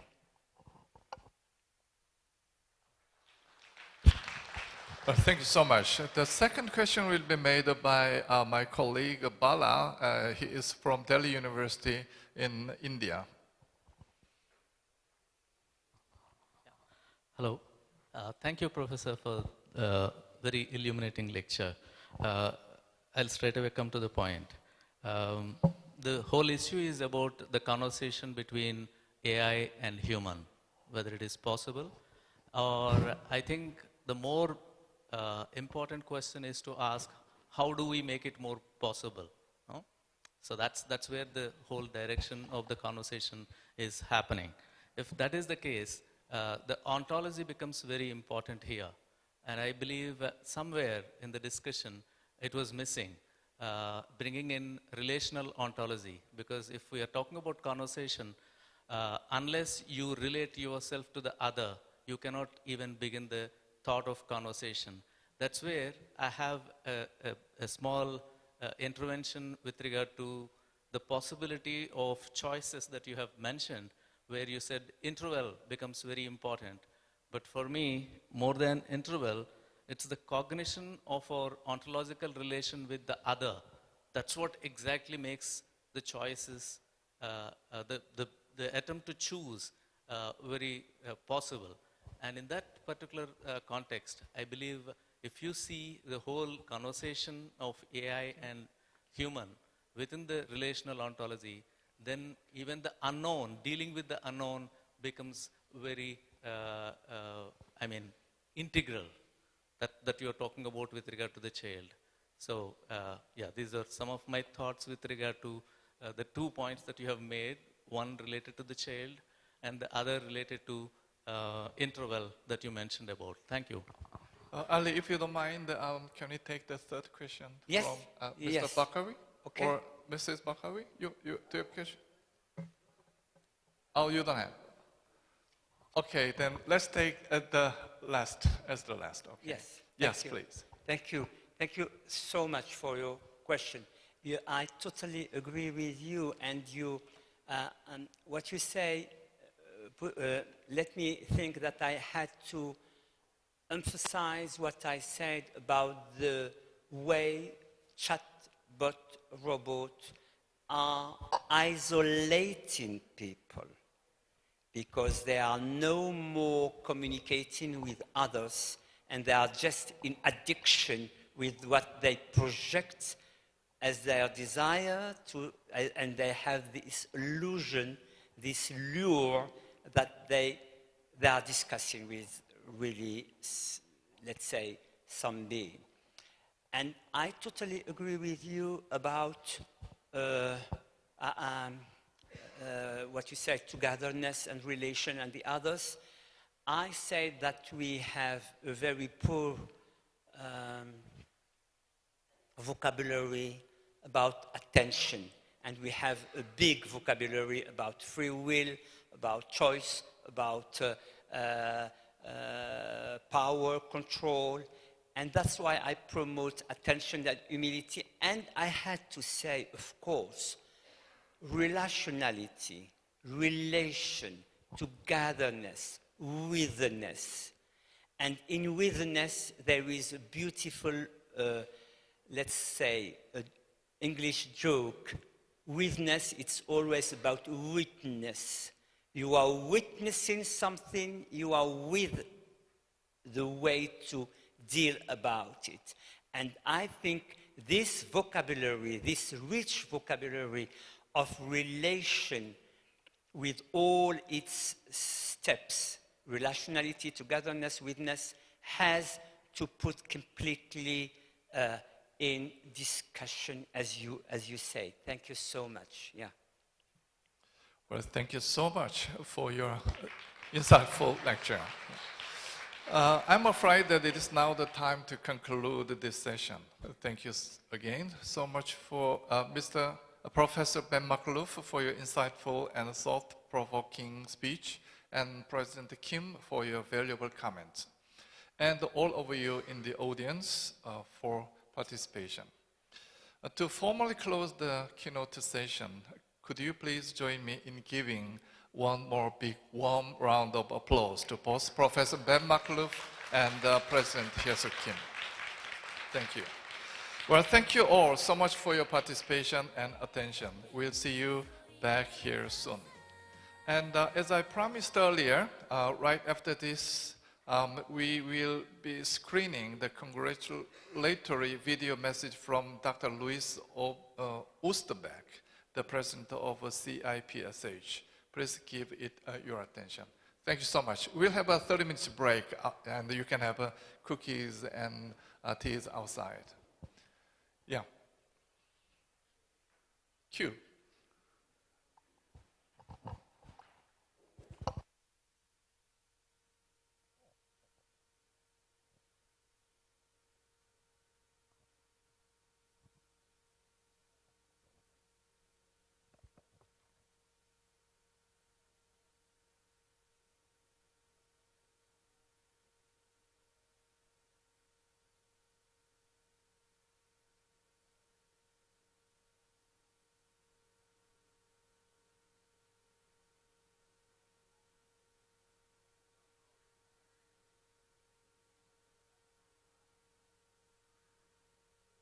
Council for Philosophy and Human Sciences in this 8th event that you organized this year once again. We are in a particular moment in history where in different geometries the world, the various cultural traditions, the various nations are rebalancing their relations, rethinking their avenues, and facing very uncertain times. Apparently, in the world that we live in, and for some decades now, the humanities have been casted aside in terms of their historical central role in the life of societies. This apparent situation actually is not only concerning the humanities.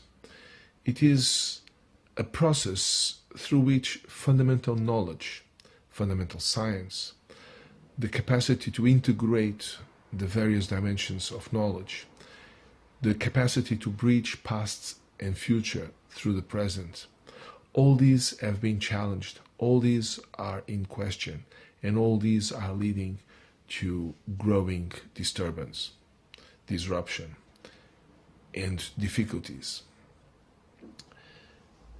The model of short-term deliverables for short-term problems perceived and felt by societies is getting to an end, because it is undoubtful that for the last decades a lot of advances have been achieved in terms of improving the technical solutions for humans, expanding the life expectancy, reducing the levels of poverty, and also diminishing for a long time the tensions and the wars.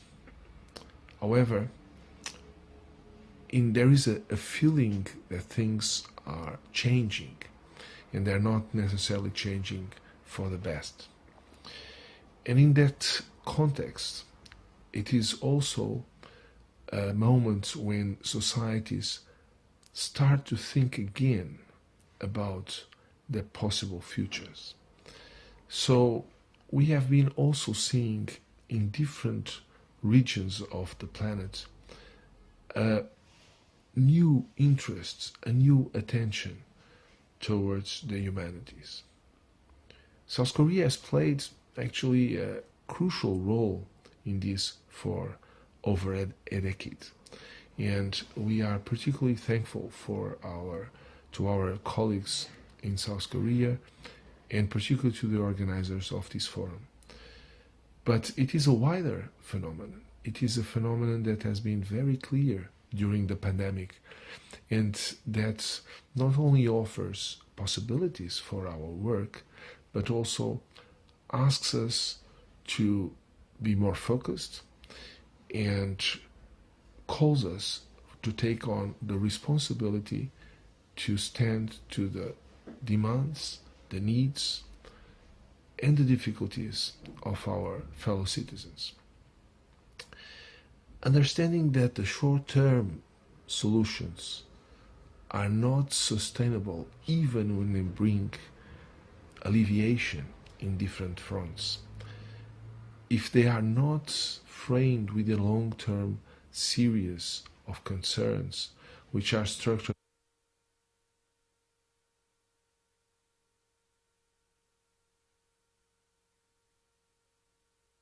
task of the humanities. It is the role of those who say it is important to think of the mid and long term in the short term.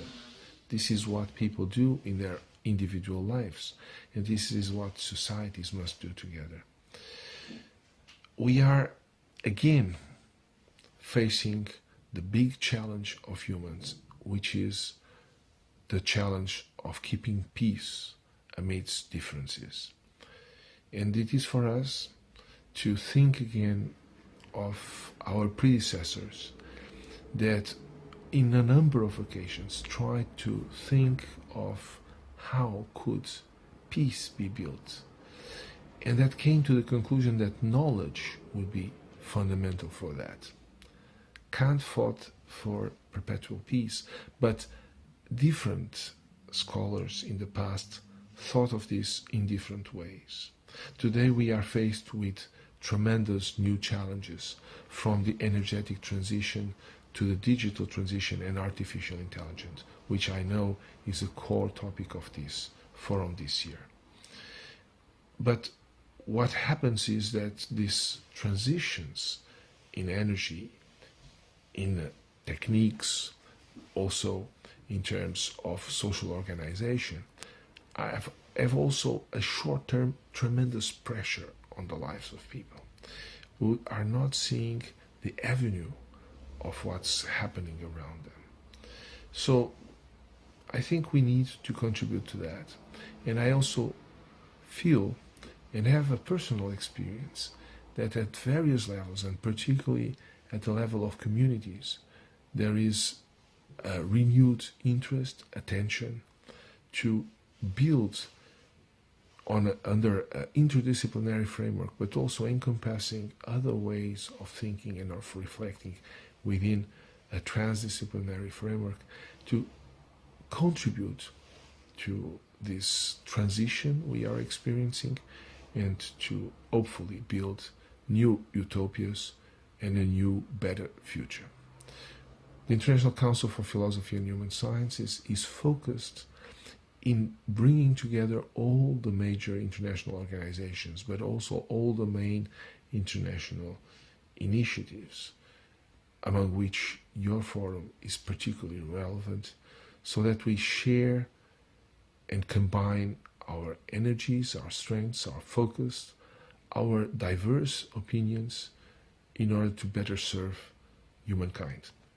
So I wish you the best of this event, and I also will hope that in the future, namely with the support of the International Federation of Philosophical Societies, Professor Aiso Kim, and many other colleagues, we might join initiatives for a better, as I said, humanities contribution towards the lives of our fellow citizens. Thank you very much.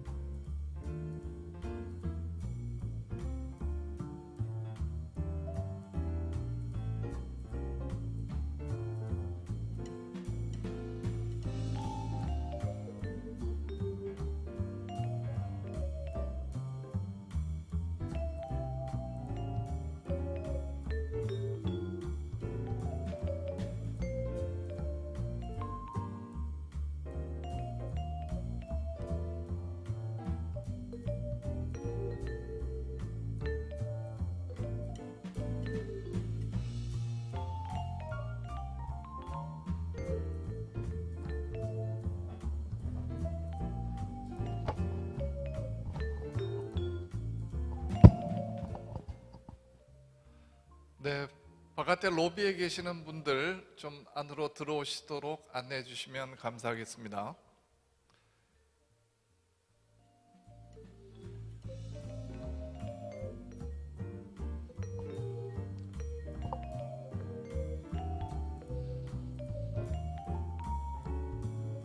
네, 우리가 45분 정각에 시작하기 위해서 사회자님, 발표자님 두 분 앞으로 올라와 주시면 감사하겠습니다. Professor Barkawi, could you please come up to the podium?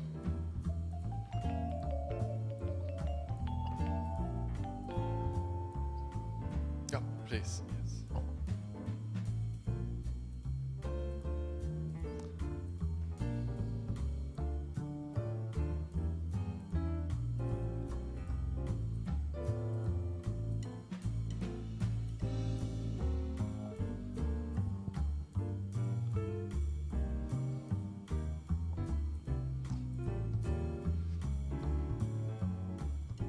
자막을 띄워주시죠.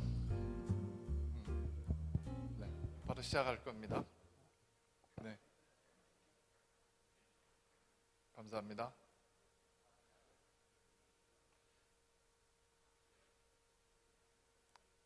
Ladies and gentlemen, now it is time for the symposium on coexistence.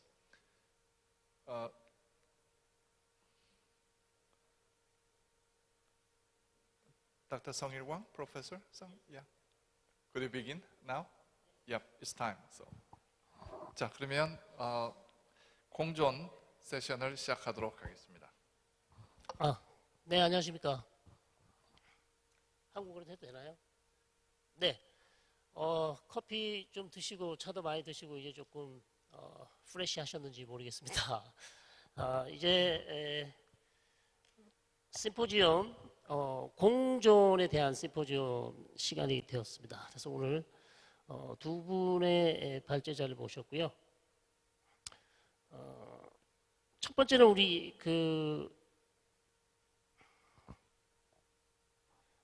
아흐마드 나심 바르카위, right? Yeah.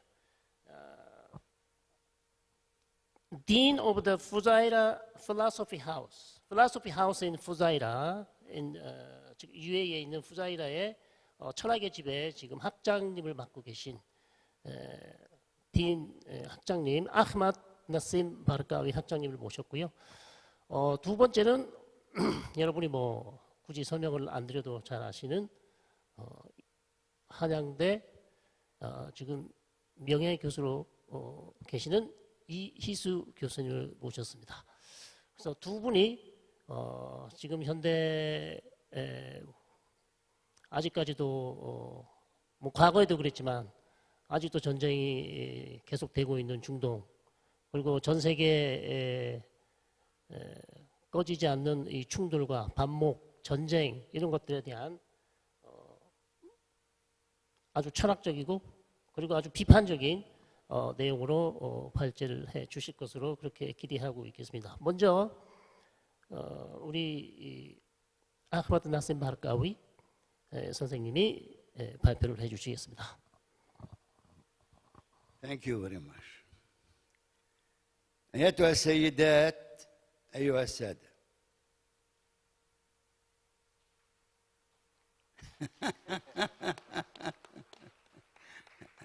I want to speak in Arabic. أنا أولا أشكر الداعين لهذا المؤتمر الجميل، وموضوعي هو بالأصل ما هي العوامل السلبية للتعايش وما هي العوامل الإيجابية للتعايش. المسألة فلسفيا تكمن في أن الإنسان بالأصل ينطوي على الشر.